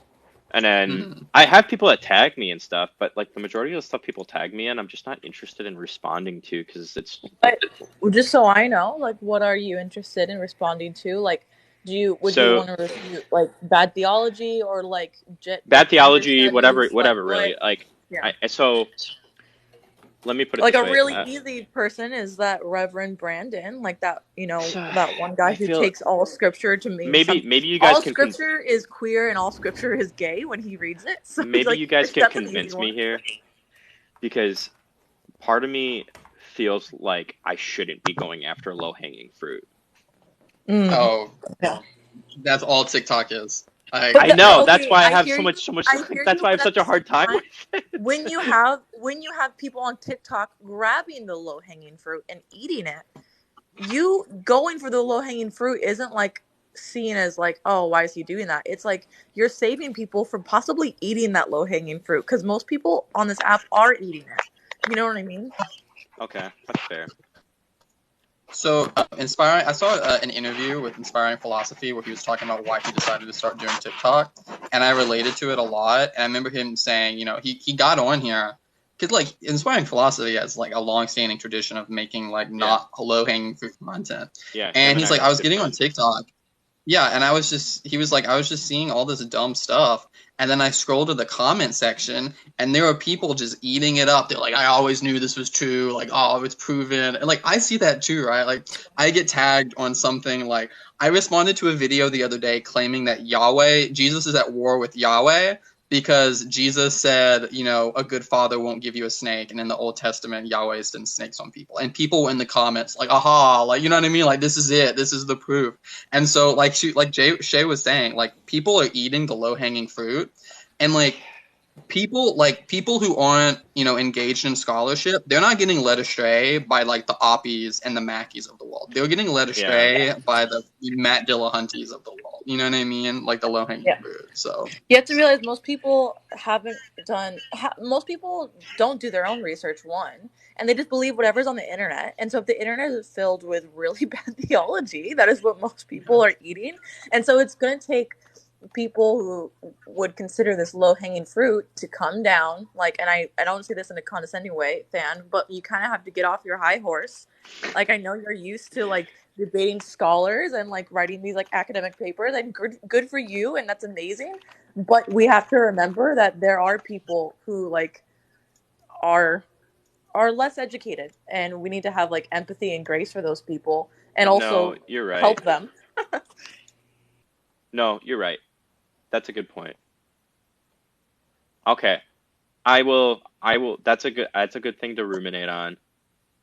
Because like, okay, so I'm sure you can at least like sympathize here when I say one of my fears is like, I don't want my scholarly friends looking at the low-hanging fruit I go after and then being like, why are you doing this?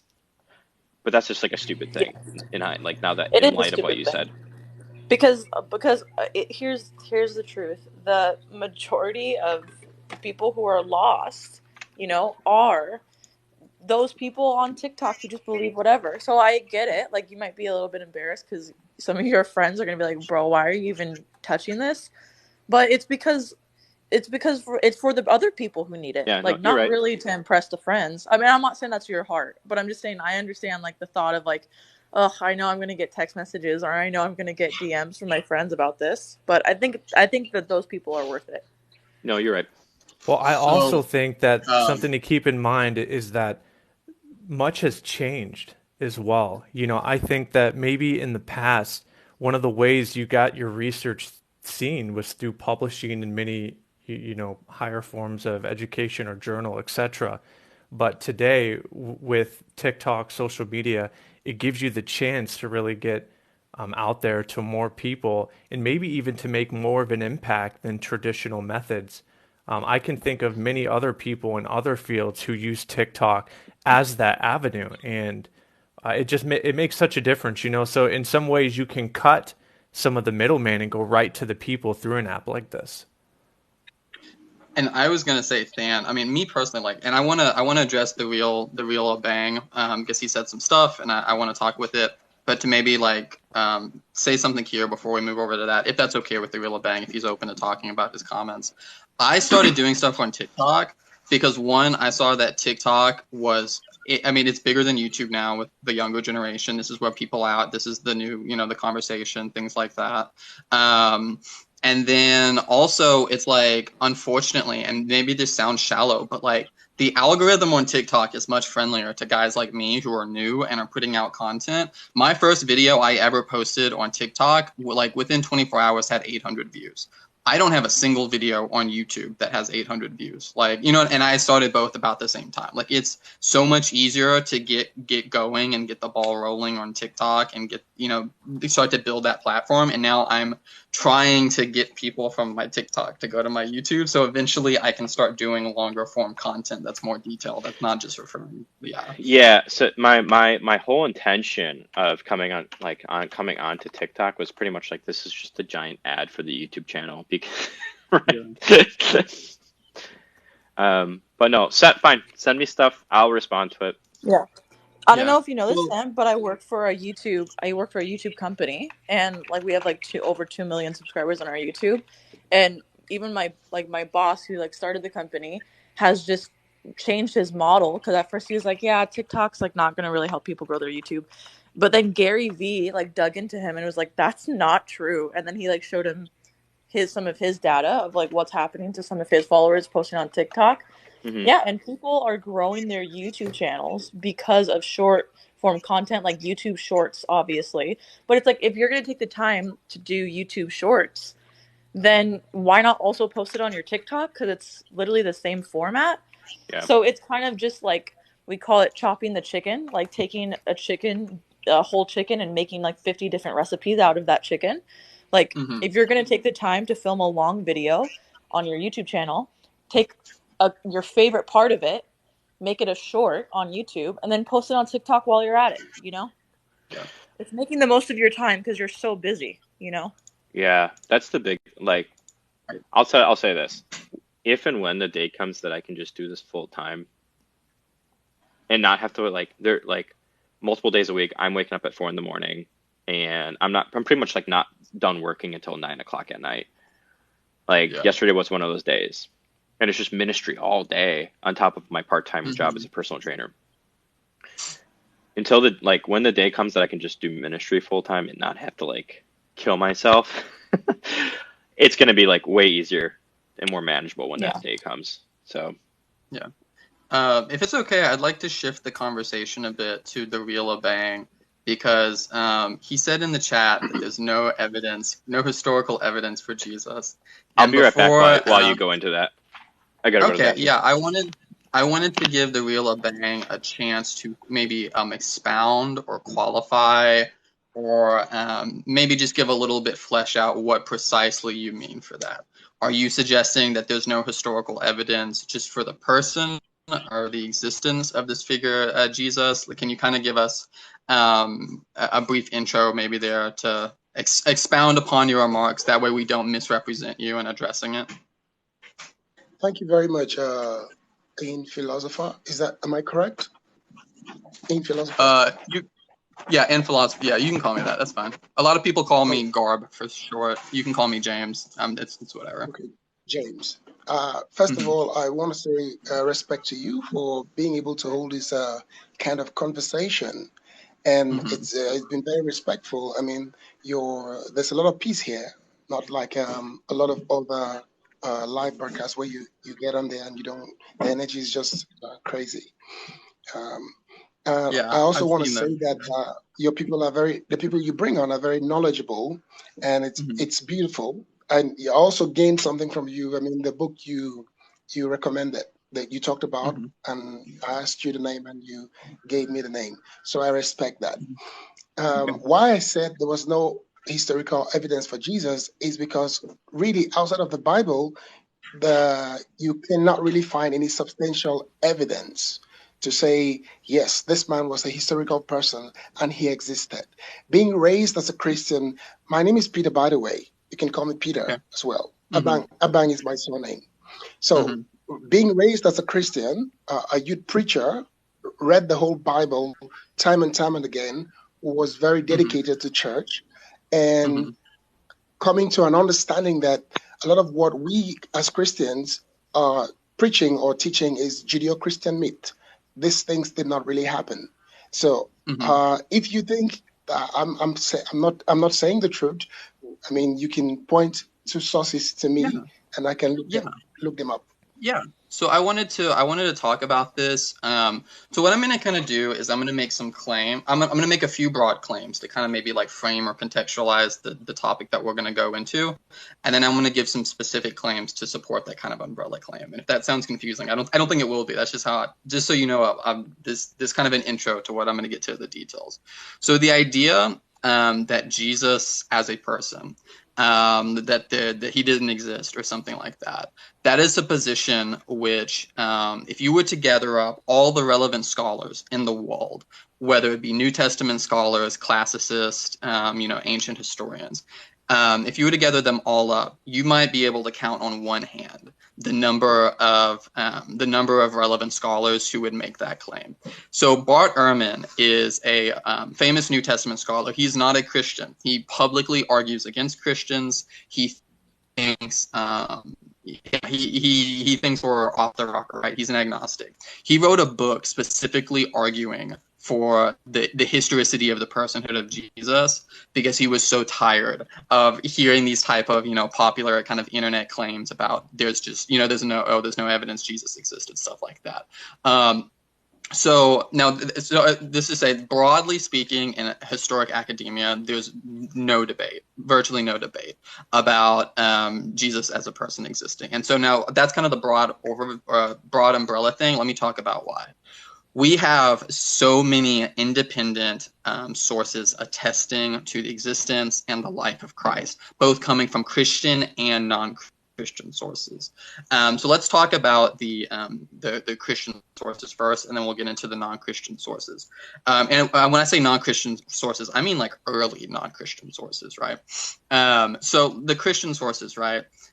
There's this an idea that if we're going to say like, Jesus existed or he did some type of thing, that we can't use the Bible as part of our data point. And I think that's mistaken.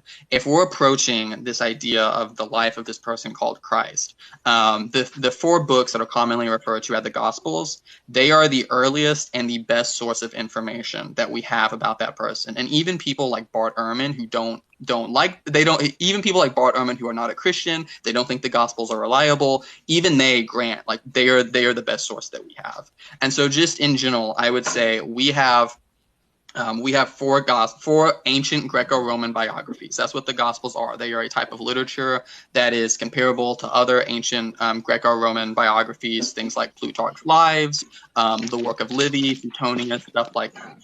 So we have the four Gospels, which are ancient Greco-Roman biographies that contain eyewitness testimony, have traditionally been held to be written by eyewitnesses or used eyewitnesses in their sources. And those are all written within at the most, I mean, being the most charitable to our skeptic friends, at most they were written 40 to 60 years after the death of Christ, which is still well within the realm of reasonable historical data. But not only that, We have, even before the Gospels in the timeline, we have the letters of Paul. These are written within 15 to 20 years after the death of Christ. And so now not only are we out here maybe 40 to 60 years, now we're closer. Now we're at 15 years from the death of Christ. But within those letters of Paul, there are creeds, there are early Christian oral traditions that we find in those that scholars widely recognize as being even earlier. So there's a specific oral tradition or creed that's found in 1 Corinthians 15 that scholars regularly date to being within 3 to 5 years of Jesus' death. So within 3 to 5 years of Jesus' death, we have oral tradition that says not only Jesus exists, but he died, that his tomb was empty, that he rose, things like that. So we have great evidence if we approach the New Testament works as just historical documents, which is what they are. First and foremost, they are historical documents. We have a lot of evidence for the existence and a lot of the life of Christ. But then we say, okay, well, do we have any outside sources? And I've already argued for why I don't think that's necessary, but I think we have some. So let's talk about them. We have Roman sources like Tacitus and Pliny the Younger who talk about Christ, his death, and how they dealt with the early followers of Christians, right? So Pliny talks about how he was torturing the Christians for their belief in Christ and how they worshipped him as a god. We have Josephus, who is an early Jewish writer. He wrote around 100 AD. He mentions the life and death of Christ and those who follow him. We have a wide range of other ancient writers, guys like Lucian, Mirabar, Serapon. So we have an overwhelming amount of evidence for not just the existence of Jesus, but also a lot of the things that are attributed to him, such as his death and various teachings and things like that. Could I make a Does any of comment that in make here? sense? Yeah, go for it. Can I reply? Can I reply? Yeah, please do. All right, thank you so much. So first, I think you make a very good argument. Your points are very relevant in explaining the historicity of Jesus Christ. But the case, there are 2 points I want to make. The first point is on Bart Ehrmann, and the second one is on the scriptures, the Gospels, the Synoptic Gospels, or the 4, as historical documented evidence. Let me go with the second one. The first one is easier. But Ehrmann puts nothing forward to actually make a solid argument on the historicity of Jesus Christ, other than saying that the vast majority of scholars agree that he existed. That's all he did. There's nothing new. No, there's no new fact or point that he's pointing to and saying, this is the reason why I believe this. So putting that Ehrmann aside. Secondly, all the people that we have mentioned, that you have mentioned, whether Pliny the Younger or the other people in whose works or letters Jesus was found, it was Christianity being talked about, the people who practice Christianity, not Jesus as a person. The only person who talked about Jesus as a person is Josephus, and Josephus, 100 and something or 94 CE. He's only the only chapter that he talks about Jesus Christ, because he talks about a lot of Jesuses, but the only chapter that talks about Jesus Christ has been debunked as a 4th century interpolation, because it bears nothing like the writings of Josephus. That aside, Jesus Christ, by the early church, during the early church, it was still a question. The time of Paul, it was still the writings of Paul came first before the gospel, and as at that time, it was still a question. Very big debate about whether Jesus was a real person or just a phantom character, and that led to the idea of the sect of Docetism, where they believed that Jesus Christ was not a physical person. And Marcion. So Can we put a pause there? Wait, hold on. I was just gonna say, we should be like cognizant of. There's a lot that was there. Yeah, we shouldn't be like gish galloping, right? Like, let's go step by step, claim by claim, argument by argument, if that's fair. Thank you so much. Well, I would actually like to address then one of the things that he first pointed out. I'm gonna let you speak, my brother Michael. Let me just put the point down, and then you can have your time. Is that okay? Okay.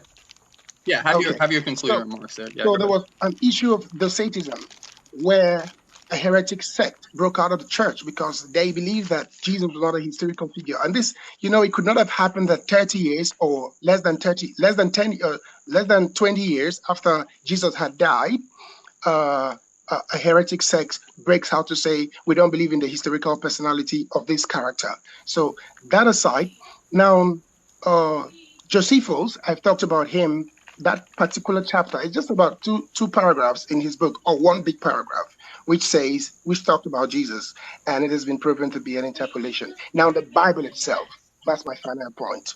Now, the reason, the bigger problem lies with the Bible, the Gospels, not because it was written 60 years later, or because it was because the document is a pseudepigraphic document, meaning it's written by unknown persons, but because when you probe the Gospels and see what it's saying, it actually doesn't align with on the prophecies of Jesus Christ. It doesn't align with the Old Testament prophecies that it Okay, is can we stop citing. there? Yeah, Again, like there's a lot of new ideas being introduced. Can we start addressing some of these ideas that have been put forward? I want to address one or two, and then I might bop it over to Exploring Reality or Mike Media. So I first want to address this idea that within the early church there were already people saying that Jesus was not a historical person, and you've argued for this Docetism. Yeah, for. that's Yeah, Docetism. that's not what that belief was. Doceticism was not saying Jesus as a person didn't exist, like there was no historical figure, it was all allegorical. That's not what it was. They were saying no, he is a real person, but that he's not human. So there was this idea in the early church of how do we make sense of Jesus being God and Jesus being man, and Docetics were essentially saying, well, it was God, he was there, and he was kind of just pretending to be a human. He was just kind of like pretending to have a body and stuff like that. They did not deny in any way, shape, or form that Jesus actually existed and he actually did things. What they were disputing was his humanity. So one of your key pieces of argument there is that, like even the early church, we see disputes about this. No, not even remotely. There's no early No, but church you can look at, no, dispute. it's true, but you can look at the argument of Marcion and Tertullian. Marcion and Tertullian, you can look at it uh, in Counter Christi. I think that's the book. I can't remember, chapter 5. The argument between Marcion, the heretic, and Tertullian, the church father. It was basically Marcion denouncing Jesus Christ and the church, saying that Jesus Christ did not exist. No, Marcion doesn't no. claim that he No, didn't exist. Ma- Marcion says, the you can look at, Marcion the you can look at it. Marcionites the Marcion no Marcion did not Marcion thought the Old Testament God was a completely different God than the New Testament. Yeah, he was a Gnostic. There's a That's big that's not difference. where I'm going. What I'm saying is the argument between Marcion and Tertullian. We find this argument in the writing of Tertullian, and Tertullian calling Marcion a devil for saying that, for denying Christ, for denying that Jesus existed. And he said, That how can you deny that he said to him that you're already dead if you deny that Jesus Christ actually existed? And he said, it is possible because, he says, this is possible because it is impossible. That's what he said. I can look up the quote for you somewhere. Yeah, I think I please wrote it down, do. but yeah yeah, so Yeah. it's Marcion, it's chapter 5. The Cante Christi is chapter 5. That's where the argument is. And so it was a very serious debate about whether Jesus Christ existed. As Marcion said, he did not exist. Now, that aside, Or my let's main pump the focus, brakes there. Let's stop there because I want to address these things one at a time. Marcion fundamental. So what was the text? Can you give me the quote for the claim that Marcion didn't think the, Jesus existed? the Cante Christi, Was it chapter 5. okay? Can you read the relevant section for me? I'm going to look it up. I think let me just give me a second to put on my laptop. Yeah. What did you Just say a was the second. name of the word? Just a James, second, I'm just please. gonna let you kind of handle this because I'm working on my lecture Okay. that I'm about to give. But Okay. I'm still here. If you just want me to jump in, let me know. Okay. Yeah, I'll tag you. Yeah. I'm going to bring it up soon. Just a second, please. Yeah, no problem. Okay. Uh, This thing is taking some time to load.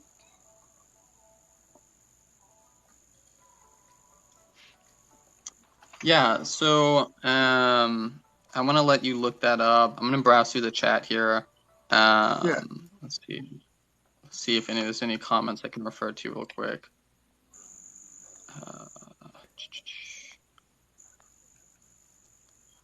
Okay, I'm gonna let biblical apologetics come in there. I'm gonna get Oh, to she's them. dope. I like her Well, stuff. Okay, here is it. It is Decane Christi, chapter 5.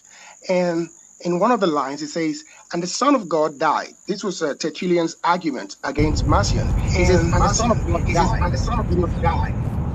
it is by all means believable because it is absurd. And he was buried and rose again. The fact is certain because it is impossible. This is what Tertullian was yeah. saying to Marcion. So where do we see here Marcion saying that Jesus never existed? You have to read the whole argument in chapter 5 to get the argument. So this response particularly is me telling you, is me citing Tertullian, responding to Marcion that he existed.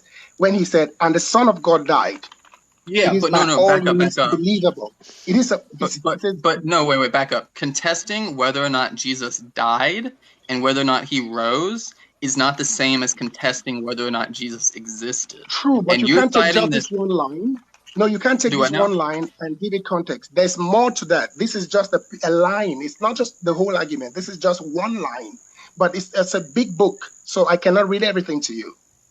Yeah, I get that, but I'm saying fundamentally, like, Marcion did not deny the historicity of Christ. He thought Christ was a different being than the God of the Old Testament. And a lot of the disputes and rejections of Marcionism in the New Testament church was a rejection not because he was out here saying Jesus never existed, it's because he was creating a chasm and a distinction between the Old Testament and the New Testament, whereas Christianity has always traditionally held these two things to be complementary and to be of a continuous nature. And so I'm just going to say, if you're trying to cite Marcion or any of the docetics as saying Jesus never existed, that's just fundamentally historically like inaccurate. And if you look at any book of early church history where they talk about the various heresies and the such that were being disputed, I've never seen anyone even remotely insinuate that Marcion didn't think that Jesus existed. I don't see any early church fathers saying like that. What they were disputing, amongst other things, was Christology. How do we view Christ? So even in you're talking about Tertullian and Marcion's dialogue, right? And I just pulled this up. And against Marcion, and against Marcion, book 4, book 4:6, he says Marcion laid down the position that Christ, who in the days of Tiberius was by a previously unknown God revealed for the salvation of all nations, is a different being from him who was ordained God, the creator of the restoration of a Jewish state, and who is yet to come. Between these he interposes a separation of a great and absolute difference, as great as lies between what is just and what is good, as great lies between the law and the gospel, as a great dimension. You get the point, right? Like he's not denying the historical Jesus. What? Please read chapter 5. He doesn't agree with everything that's being taught about Jesus Christ. And it's the argument is in chapter 5. But that doesn't mean he's Not denying in the chapter historical 4. Jesus. He's denying. Wait, what? The argument, that debate and the point is in chapter 5. Against Marcion? So if you read chapter 5 of Tertullian's work, Decane Christi, you're going to get the whole argument and what they were discussing about. So whether or not he was a historical figure, the question becomes, if Jesus was actually a historical person, widely known, as the Bible says, his fame spread across the world when he did the miracles, there would not have been this debate as to whether he died, didn't die, existed as a real person or not, as I cited this to you. Well, but back up. Wait. So you said there would be no debate about whether he died. That's a separate issue than whether or not he existed as a person. Yeah. And like biblical apologetics is saying, if you have a section that you can quote that has Marcion saying Jesus did not exist. What chapter of book 5 am I supposed to be reading here? Yeah, chapter 5, One second, please. Let me look at it Well, again. you have to tell me what book. I'm assuming I'm reading out The of book Against is Marcion. Decane Christi, chapter 5. DECARNE and Christi, chapter 5. That's where the whole argument, the main point of that argument, you can get the context from that book. The whole dialogue though between them was about Christology, about how the understanding between the Old and New Testament. It wasn't about whether he existed or not. Yeah, it was about his. The whole debate Go ahead. assumes that he did exist. They merely disagreed on certain tenets On the of how nature of the the old. hypostatic union. Those are two different things.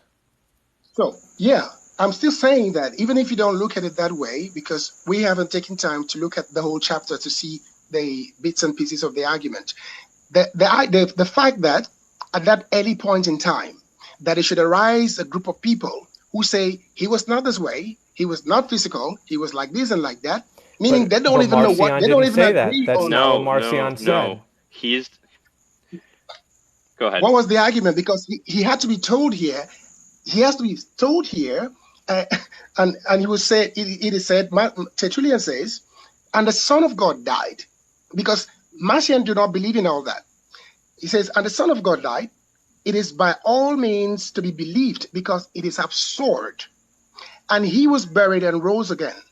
The fact is certain, because Marcion didn't believe that. He said the fact is certain because it is impossible. How can the fact be certain if it is impossible? But let's dig into that. What is he saying is impossible? He's saying what's impossible is that Jesus died and rose again, right? He's contesting the claim of resurrection. He's not contesting the existence of Jesus as a person, which you're citing this section from Marcion to be in support of that. This section is from Tertullian. This is Tertullian's word, the church father, who I'm citing. And Tertullian is saying he can't understand why Marcion doesn't believe in the teaching of the church anymore after being part of the church. And he's saying that Marcion rejecting Jesus as a person means that Marcion is already dead. He's not rejecting Jesus as a person. That's what we're trying to. No, read the whole chapter. No, he's rejecting the resurrection. Okay, wait. So the real bang, If you wait, the real bang. You think I'm a real person, right? I think you're a real person. Yes.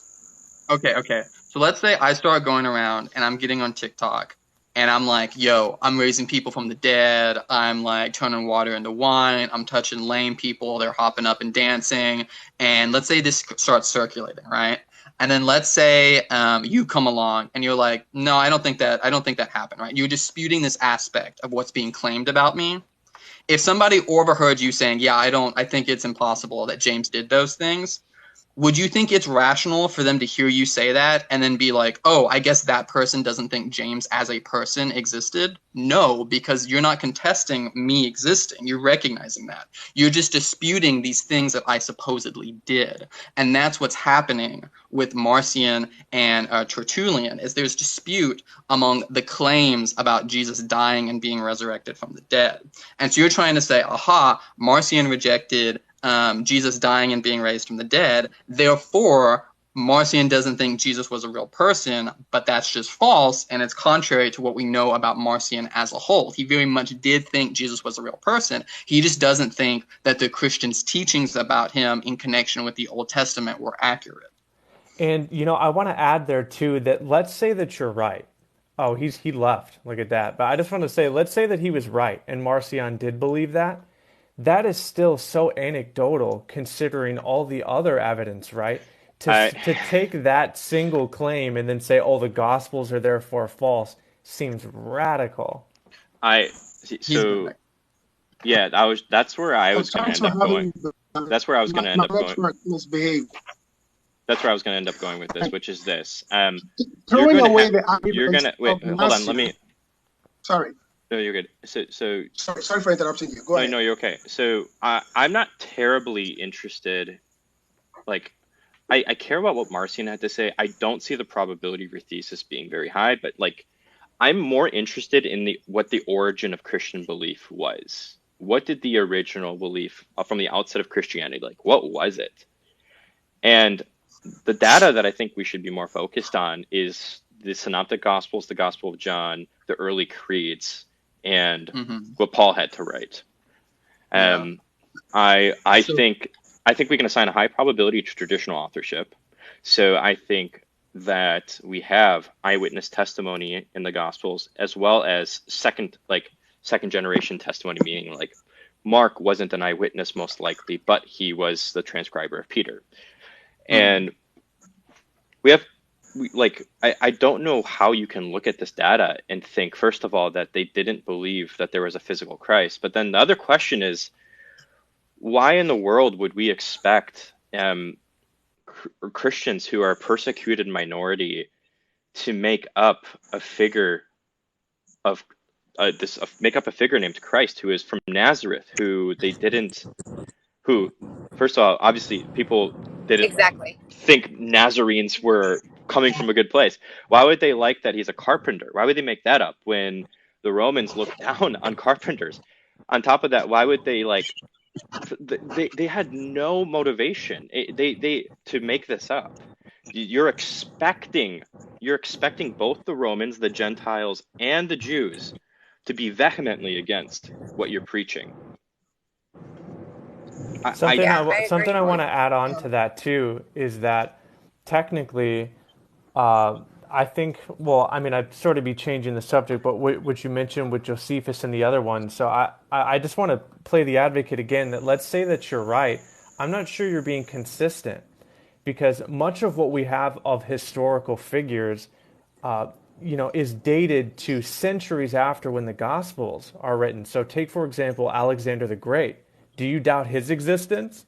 Probably not. But all the writings we have of Alexander the Great are records that date to the 3rd or 4th century after the event. Whereas the Gospels, as Gar pointed out, are written within the 1st century. So to be consistent, you really should deny other historical figures too. But I doubt that you would. And to the comment about Josephus, you said that there was one place he mentioned him. It's actually not true. There were two. And it's just one place. It's just one place. No, he refers to James, the brother of Jesus. Twice. He refers to James, which is the brother of Jesus in there. And I will agree that the Testimonium Flavianum is an interpolation, but I'm going to push back on this assumption that it's a complete interpolation, right? I think early Christian scribes probably just changed up what he originally said, and I'm going to hold to a moderate reconstruction. Which is what most scholars Eusebius, as we know, most of what we know as Christians came from Eusebius. And the man, even in his own days, was seen as a big fraud. He interpolated a lot of these works. Eusebius, a church father.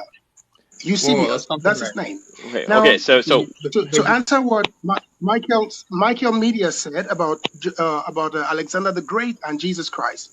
Now, Alexander the Great is put at 4th century before Jesus. But if you go to Egypt today, you're going to find Alexander written on stone there in a cartouche, which is how the royal people, the kings' names were written down and on stone, and it's still there up until this day. You can check that on Google and see Alexander the Great written on stone to say that, yes, this guy was actually here. But you can't find nothing, no contemporaneous evidence about Jesus Christ and the very people whom you say, the Jews, whom you say are his people. One second, madam. Who you say are his people deny that the story actually happened. They call it a fabulous story. It's a fable. That's what they say. And for that reason, they don't believe in Jesus. You say that because you discredit Real bang. No, I'm pausing for a second. Real bang. I'm saying this respectfully. Yeah. You have a tendency of gish galloping, and if you know what a shotgun is, it typically it takes ammunition that shoots pellets rather than singular bullets. Right. Okay. And it makes it impossible for us to actually have a dialogue, because if we start tackling one point, you're going to go from one point to the next point, and we're not going to make any progress. So we need to go point by point. Otherwise, we're not going to make any progress in this conversation. Okay, my bad. But the point I was making, just pick one. Just one argument. Just pick one argument. Okay. Right? Okay. Here's the argument. And then I'm going to let Biblical Apologetics respond to it, because I know she wants to get in there. So pick one issue. Okay, Matthew media. I want to go. I want to look at the Bible. Okay, as a document that we have about Jesus Christ, the New Testament. Wait, Matthew, wait, Mark, let's Luke, and pause there. John. Let's pause there. Yeah, Wait, back up. The Bible is not a document. The New Testament is a collection of documents. Do you recognize that? good. I know this, my brother. I know this, but I'm I'm just, just if making I sure we're say on a the same page. document. Okay, we're on the same page. Yes, I understand Okay. this, but I only said the last thing I said in reply to what Michael Media said. He talked. Okay. He said, "I will not throw away the other historical figures like Alexander," and I said, Mhm. "My brother, Alexander. If you go to Egypt today, Alexander was 400 years before Jesus. But if you go to Egypt today, you're going to find his name on stone in the place where he said he was. And other kings of Egypt are written there as well. So you can actually So a say, yeah, this name guy was written a on real stone person. counts as evidence, but the gospel accounts don't?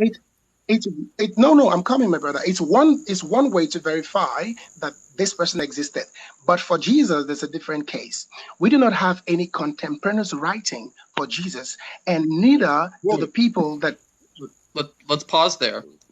So you said that's the first point of argument, right? There's no contemporary case with Contemporaneous. Jesus saying his. Okay, I'm gonna let. Does biblical apologetics still want to hop in here? I know that she was trying to make some comments, and everybody had something they wanted to say. Do you still want to get in here? Yeah, I just hi guys, my name is Courtney. Hi, Courtney. So this is my first What's time up? joining. Love your stuff. Been watching your back and forth with Dan. Thanks. Anyways, so I don't understand the argument that you'll find evidence of Alexander the Great name written on.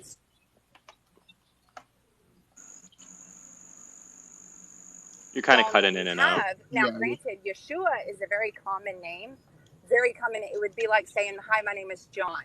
Yeah, a 5 mile radius.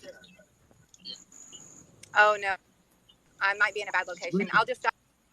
Yeah, Okay. her So network is breaking. the She real. can come back. She's making a lot of points. Okay. So the real bang. You say there's no contemporary account. No, I I said referenced. contemporaneous. I said Okay. contemporaneous, Okay. meaning Wait. the So time of Jesus' existence. Writings talking about Jesus in the time of Jesus' existence. are you talking about when he was alive, or just in When the he was time where alive, people? yes, that's Okay. Well, yes, let's pump a the brakes document there. that's If contemporaneous to that time. okay. Well, so let's pump the brakes there. Let's pump the brakes there. If Jesus is bopping around and he's preaching and he's doing things right, and then Yeah, he dies very suddenly because of of crucifixion, and then someone who has been following him says, "Oh, Jesus died. I want to have a historical account of this. I'm going to write down all of my travels with him and all the things I heard him say." You're suggesting that that's not a relevant document to give us information about that person because it's written after he died.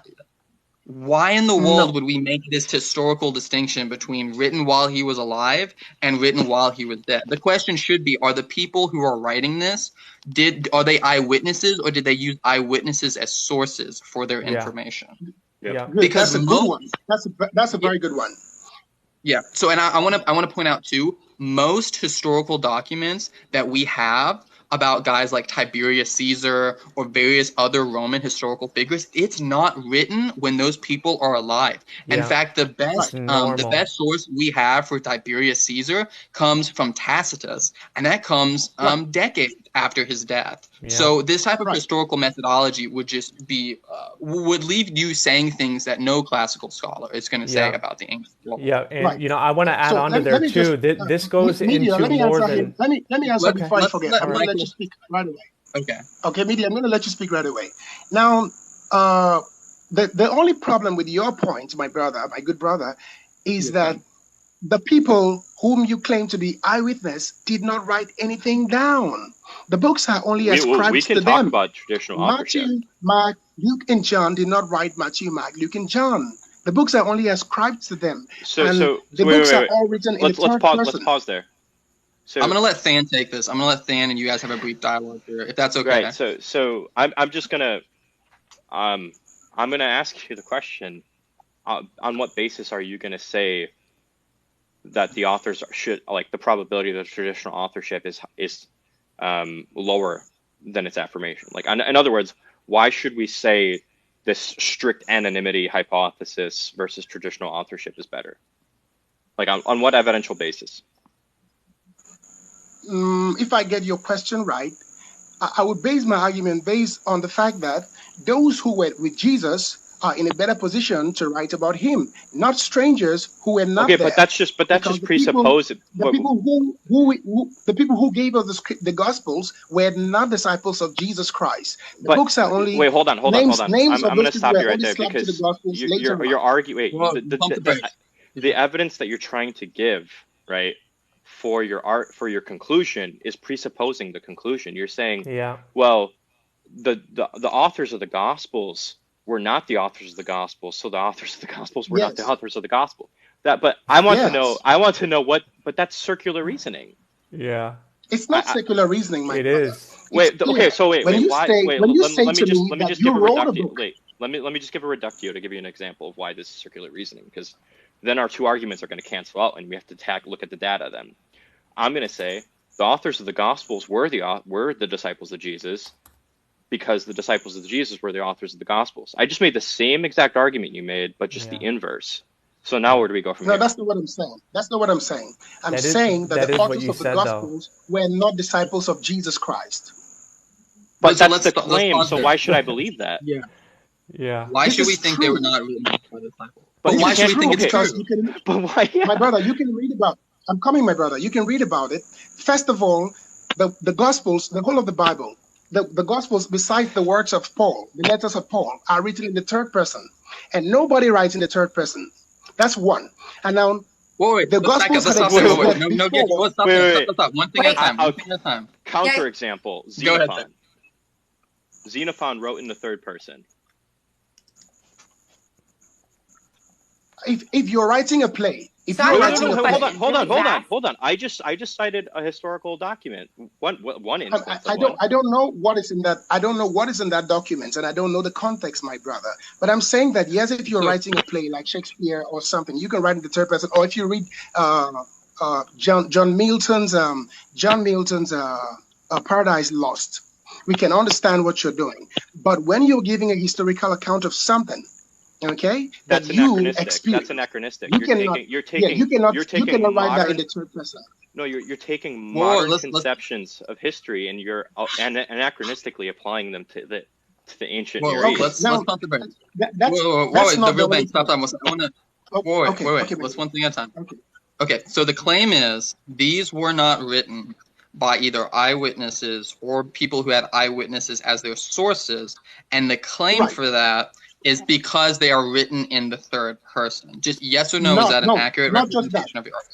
But that's one true, of but okay. not- it's But not that's one of the being that's written that's in one the of the third person. evidential One chips second, my to support brothers. his idea. 1 second, my brother. Being written in the church in the third person is just one of the proof Right. that they were not And the we're going to writers. take that And point. now, let's address secondly, that. the second proof to Wait, that. let's back in address the that. Wait, no, real but quick. here's the Those thing. books We had have to existed take things point. Wait, without hold on. We have names to take on things them. point by point, right?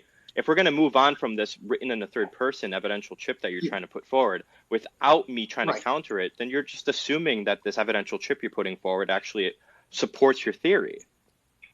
Yeah, It is so true. I want to say, But the real thing, I want to make a point. So I have 2 masters, right? I've written a lot of papers, and now I have done work as a writing tutor, right? So I work with college students who they are writing things, and I'm critiquing their writing. Do you know what one of the most common critiques I have to give students is? I have to tell them when you are writing an academic work, you do not write in the first person. Even if you're describing research you've done, you have to do it in the third person because this is an expectation of what is professional, right? So this is something even in our own time we will describe an event in certain context with using third person. Well, let me finish. So then the question is, was this also something that was done in ancient history? Did ancient historians also describe things that they had first-person experience with? Did they do that in the third person? And the answer to that is yes. Ancient historians did this too. Than cited an example of Xenophon when talking about, I think the example is I have the quote. I have the quote here. I just picked it up. I haven't read. I So haven't hold read on. about. I don't. Well, that's not my. Than, Yeah. yeah, Let me. It's not my problem that you're not aware of the historical data. I'm presenting it to you, right? Xenophon was a writer. He wrote Anabasis in Book 3, Chapter 1. He writes, there was in the army a certain Xenophon, an Athenian, who accompanied the army neither as a general nor as a captain nor as a private soldier, but Proxenos, an old acquaintance, had sent him. This is again Xenophon, Anabasis 3:1. And there's other commentaries, like in Josephus's Jewish War, and Nicolaus's History, Dexippus's Sithica is another one. Like, these are constant. This is constantly happening, right? And this is a really old argument, first of all, against traditional authorship that was even brought up in 400 AD. Augustine actually handles this. So, in Augustine writes in against Faustus 17:14. This must have been said either in ignorance or from a design to mislead. Faustus can hardly be so ignorant as to not have read or heard the narrators, when speaking of themselves, often use a construction as if speaking of another. It is more probable that Faustus wished to bewilder those more ignorant than himself, in hope of getting a hold on not a few unacquainted with these things. That's in response to Faustus making the argument that you're making, which is that there's third-person speech in the gospel, so therefore it can't have been eyewitnesses who wrote it. Like, this is not a new argument, and we actually have data counter to that. It's not because my brother Christophorus, Wait. It's not because there's third-person writing in the Bible that makes it false. It is saying that the argument is that the whole work, all of it, is written, exception of Paul's letters. That's not true at all. That's the gospel. That's the Gospels. It's written in the third person, and nobody. But that's just a false claim. Writes That's the demonstrably biography false. this way. There is Nobody first-person writes a speech in the biography this Gospels. And this is not academic writing. The Gospels are not academic. The Synoptic Gospels are not academic writing. Now, when we dive into the meat of the Gospels, Wait, you're from just the first chapter. I feel like you're wait, back up. I feel like you're just completely ignoring everything I just said, because you said, first of all, that there is no first-person speech in the Gospels, which that's just demonstrably false, right? That's not what I said. What I said is that the Gospels are written, the Gospels, Matthew, Mark, Luke, and John, outside of Paul's letters. Even the book of Acts is written in the third person.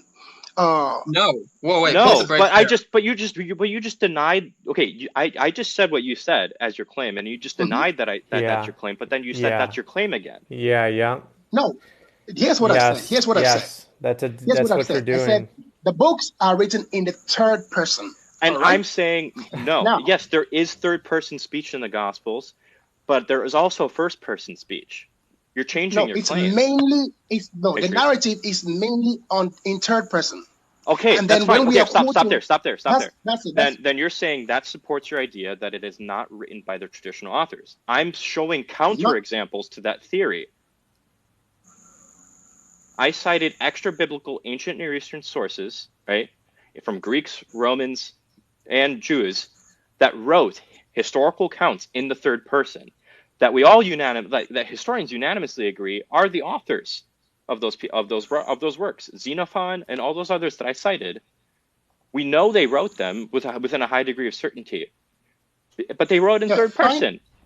So why should we take the third person speech in the Gospels and say it wasn't written by the original authors that we think they were, but then accept these other cases? Okay. Great argument. But why this is different, the case of the gospel is different, is that when you read the works attributed to Moses, the first 5 books of the Bible, Moses had been writing after he had died. Years after he had died. What does that have to do with the Gospels? Yeah, we're talking about the same thing. The same thing applies to. We're talking about historical documents written in the 1st century AD.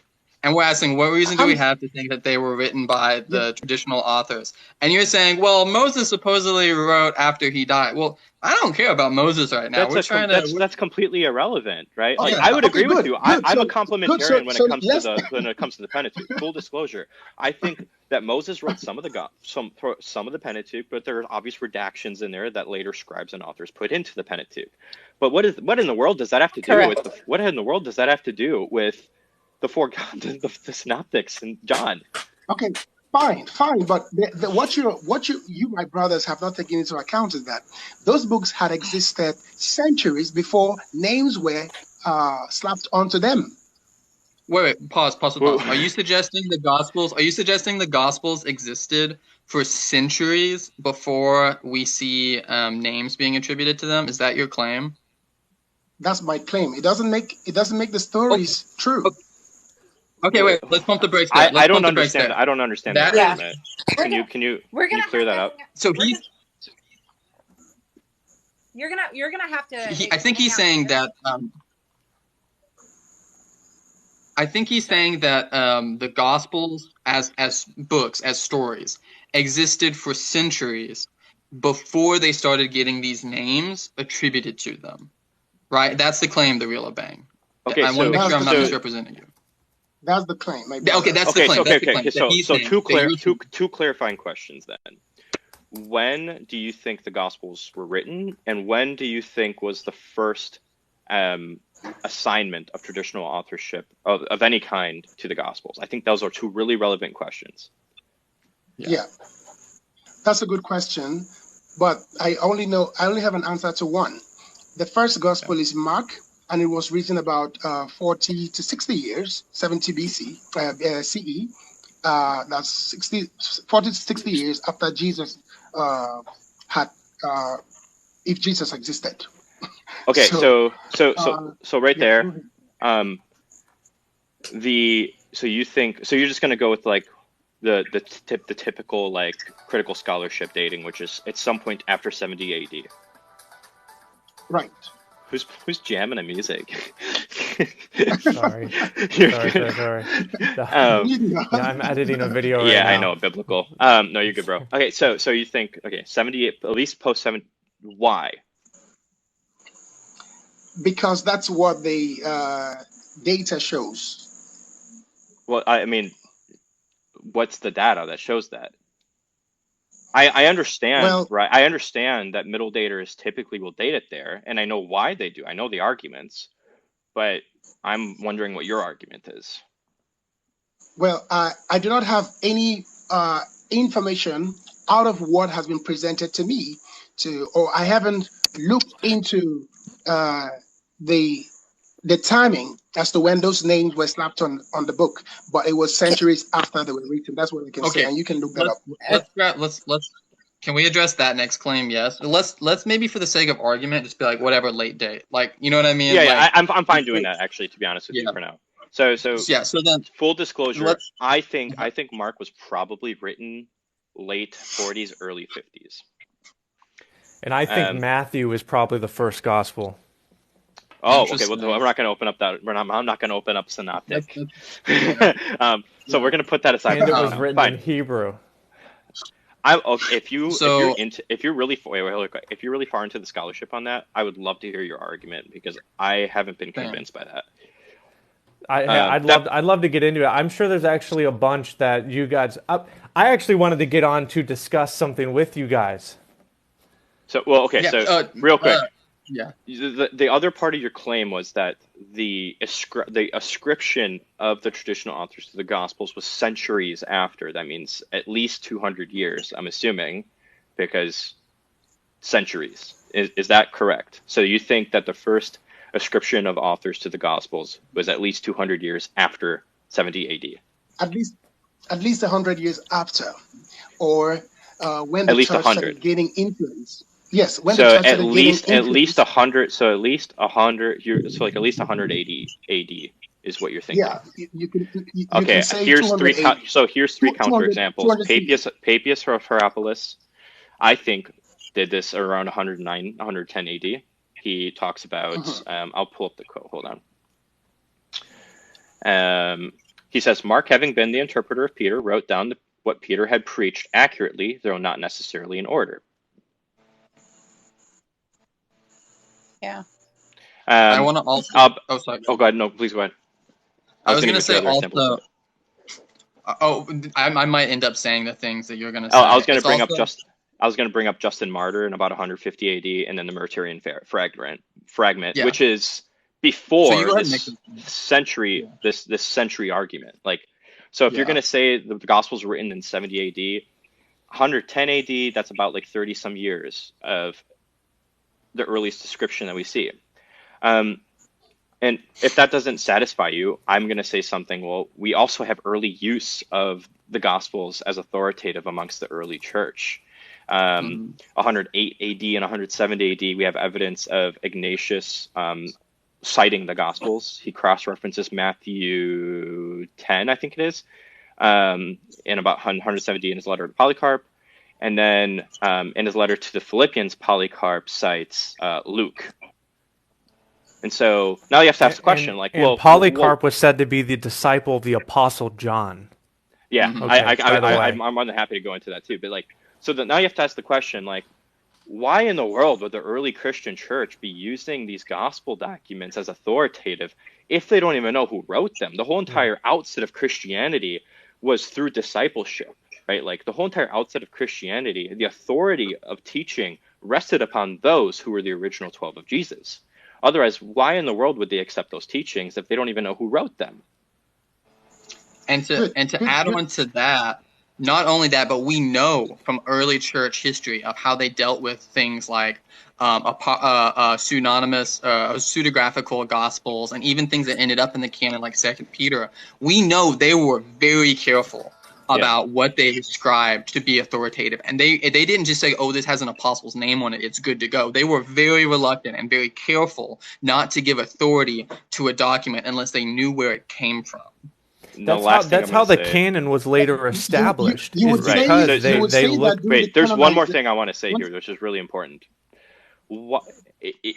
Because with your theory of the traditional authorship being wrong, you're going to have to say something like you're going to have to posit a motivation for why they ascribe the gospel to somebody like Mark, right? And here's my move. There are two competing hypotheses, for instance, on the Gospel of Mark. Either Mark is the author of Mark, he's the interpreter of Peter, or he's not. And you're saying he's not. So here's my counter question. Here's my question. You have to sincerely consider it if you're going to interpret data in a Bayesian way, which is what I think is the way we should do it. Why in the world would they attribute a gospel to Mark, who was not a disciple of the 12? Right? Like, if they're going to make up names, why not say Bartholomew wrote Mark? If they're going to make up names, why not say Jesus wrote one of the Gospels? Not only that, Than, but Mark is someone who's displayed negatively, right? Like, Mark abandons Paul and Barnabas, right? So not only is it a minor figure, it's a minor figure who abandons people and and it has a conflict in the church. Yeah. And for me, there's just so much criteria of embarrassment. Like, it's why would they do it? Why would they do it if it just makes no sense? And then, I'm just going to be real. This kind of just sounds like Robert M. Price stuff here. I mean, the real Bang, can you tell me, do you know who Robert M. Price is? And are you getting a lot of your data from him? No, I've never heard of that name before. Have you ever heard look it up? Who are you getting your arguments from? In the comment section. I get my argument. I started digging when I read the whole Bible, and then had questions. I mean, I've read the Bible time and time and again, and I had questions. So I started asking questions, and I tried to go to read the documents of the early church fathers to see what they're saying, and then Tertullian, whom I just cited here. But it is generally agreed by anybody, all Christian scholars, that the people who wrote the Gospels were not the apostles of Jesus Christ. That's not a debatable. It's not up for debate. It's been proven. That's a fact, and you can look it up. Wait, what's the fact? It's not just me making what's the fact? No. The fact is that. I didn't know. I didn't hear the gospel. I actually want to hear it. Yeah. The fact is that the writers of the four Gospels. All scholars. So the real bang, the claim that the writers of the four Gospels were not the traditional authorship. You're saying that that's recognized by virtually all scholars, and then you're also Everybody agrees. saying that No, that is proven as a fact, and that's not the case. So who disagrees that the Bible, the Gospels were not written by the people they ascribe to?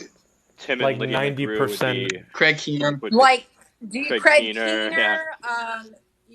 Yeah, my bad. I'm willing to Even go out liberal and say, scholars. I'm willing to go out and say that people like I'm going to be careful with what I'm saying, because even Ehrmann's not going to make the claim that the traditional authorship is false, right? Ehrmann's claim is very nuanced. He's saying we can't know for certain. Like, Ehrmann is political, and you know that. Ehrmann is very political. You can psychoanalyze the people all you want, right? But like, Ehrmann is not even reliable, because he's like an undercover apologist for Christianity. He just No. Are you what?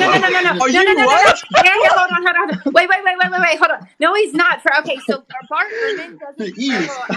I'm so sorry. I have to jump in. Okay, go on. Absolutely not. Absolutely not. So Dan left. Dan's out of here.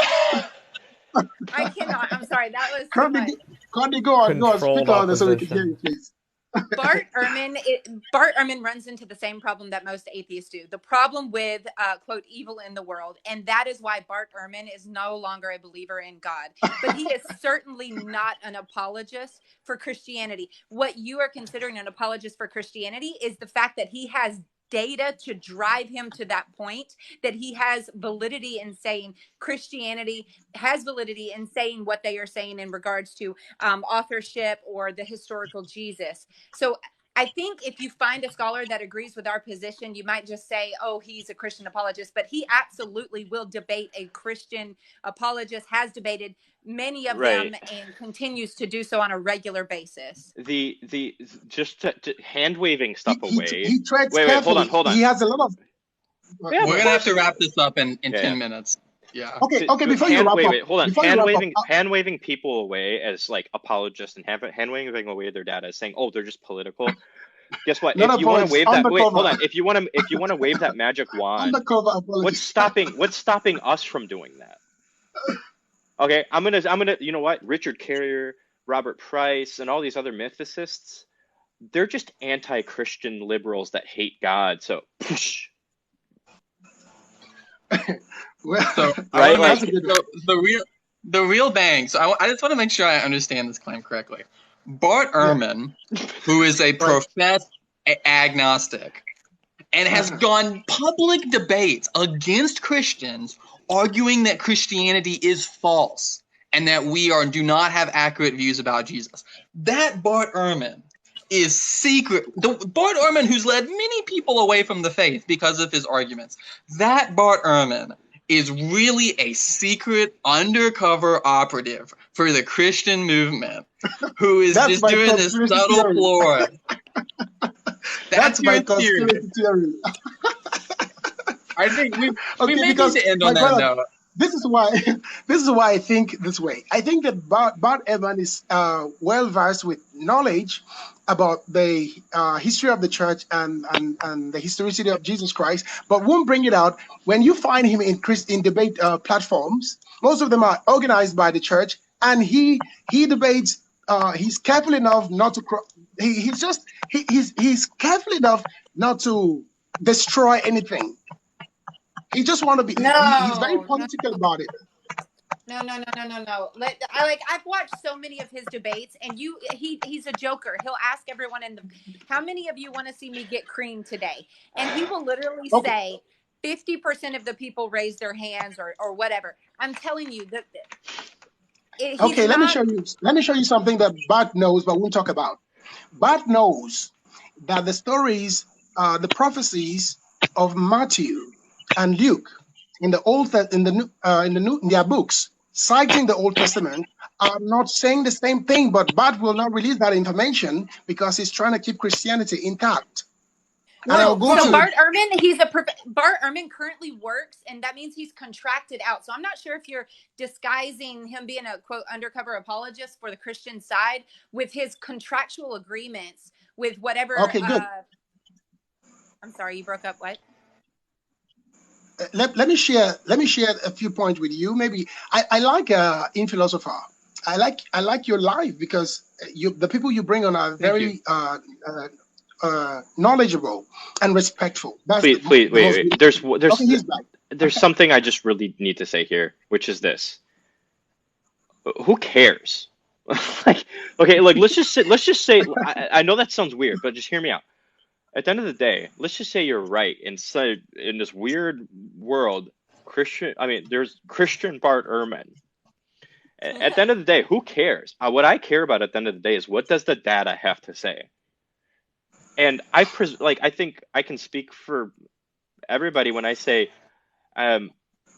we've presented data for our ideas without just appealing to scholars that agree with us, right? Like we're going into the data, presenting you with the data, and it seems like the best objection you have is, well, this scholar is an undercover Christian apologist, right? Like, wait. I need to wrap this up. Wait. Okay, I want to give the real go. bang the last word. I want to give the real bang the last word. I need to wrap this up. I will say this. The real bang, because you've come on and we've outnumbered you. There's been 3 of us, 1 of you, and you've talked with us. I don't want you to feel like we're going to say something and then immediately end the live and not give you the opportunity to respond. I'm going to give you 30 seconds to say what. 30 minutes. I'm leaving. No. Stan's like, I'm out. I got to go hang out with my wife. No. I'm going to give you 30 seconds to just say whatever you want to say in closing. And then, because I need to go, I need to go spend time with my wife, run errands. I need to get off. So I want to give you the final word since you've been outnumbered here, and I want to feel like you got a fair shake. So I'm gonna turn it over to you. I have a stopwatch ready, and I'm gonna cut you off. So all right, you ready? Can I wait? All right. Can I make one simple statement? Okay, biblical apologetics can make one statement, and then it's the real bang.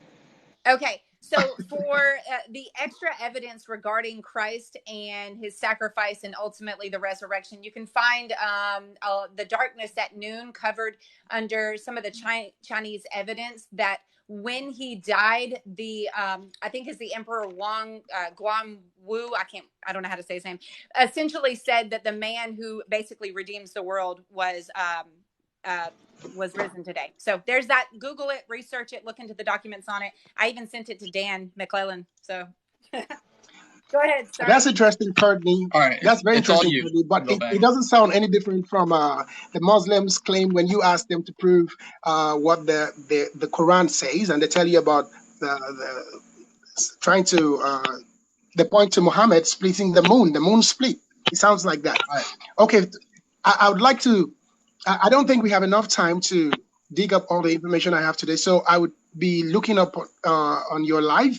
So the next time we come around, we'll talk about the prophecies on the birth of Jesus Christ by Matthew, and then holding that against the Old Testaments, the books that he cites. And I want to say thank you so much, all of you. You guys are the bestest of everybody on this platform who's religious, Christian or Muslim. So I respect you, in philosophy, I respect you, Dan, and you, my brother, Media, and Courtney. One love to you guys. Well done. Thanks, man. Thanks for coming on and talking with us. Yeah. Thanks. I appreciate all you guys. You were Thank you. great. Thank you. And thanks for Bible Apologetics, Michael and Than, for coming on and talking with me. Thanks everybody. Had a lot of fun. One last thing, please. When you come back, let's all of us. You, Dan, is it called Dan? Are you Dan or Christopher? You can just call me Mr. Reality if you want. Okay, Mr. Reality. I want to have this conversation again with Mr. Reality, in philosopher, Courtney, and of course Michael Media. Is that okay? I can't promise that we'll all be able to come on at the same time. I'm doing lives regularly, and while I may be able to talk with you more about this, I also want to give other people who are listening the opportunity to get up and talk with me. So we may be able to revisit this sometime, but I can't promise it'll be the next time I go live, and I can't promise that the whole crew is going to be here because I only coordinated with Exploring Reality for this. So I'd love to put some things your way too. Absolutely, another time. And you may want to bring biblical apologetics on so she can back me up too. Yeah, Yeah, Michael. it was actually nice getting to talk to you finally. Biblical Yeah, apologetics. I've seen your stuff and I like it. yeah, Oh, hi. Thanks. yeah. I never know who sees my stuff, so thank you. I'm the same way. James, I've had people come up to me in person like recently and been like, "Oh my gosh, are you exploring reality?" And I'm like, I didn't even know people know who I am. Yeah. Nice. All right. Well, all right. With that, I'm gonna bop off, guys. Good talking to you all. Bye, guys. Bye, guys.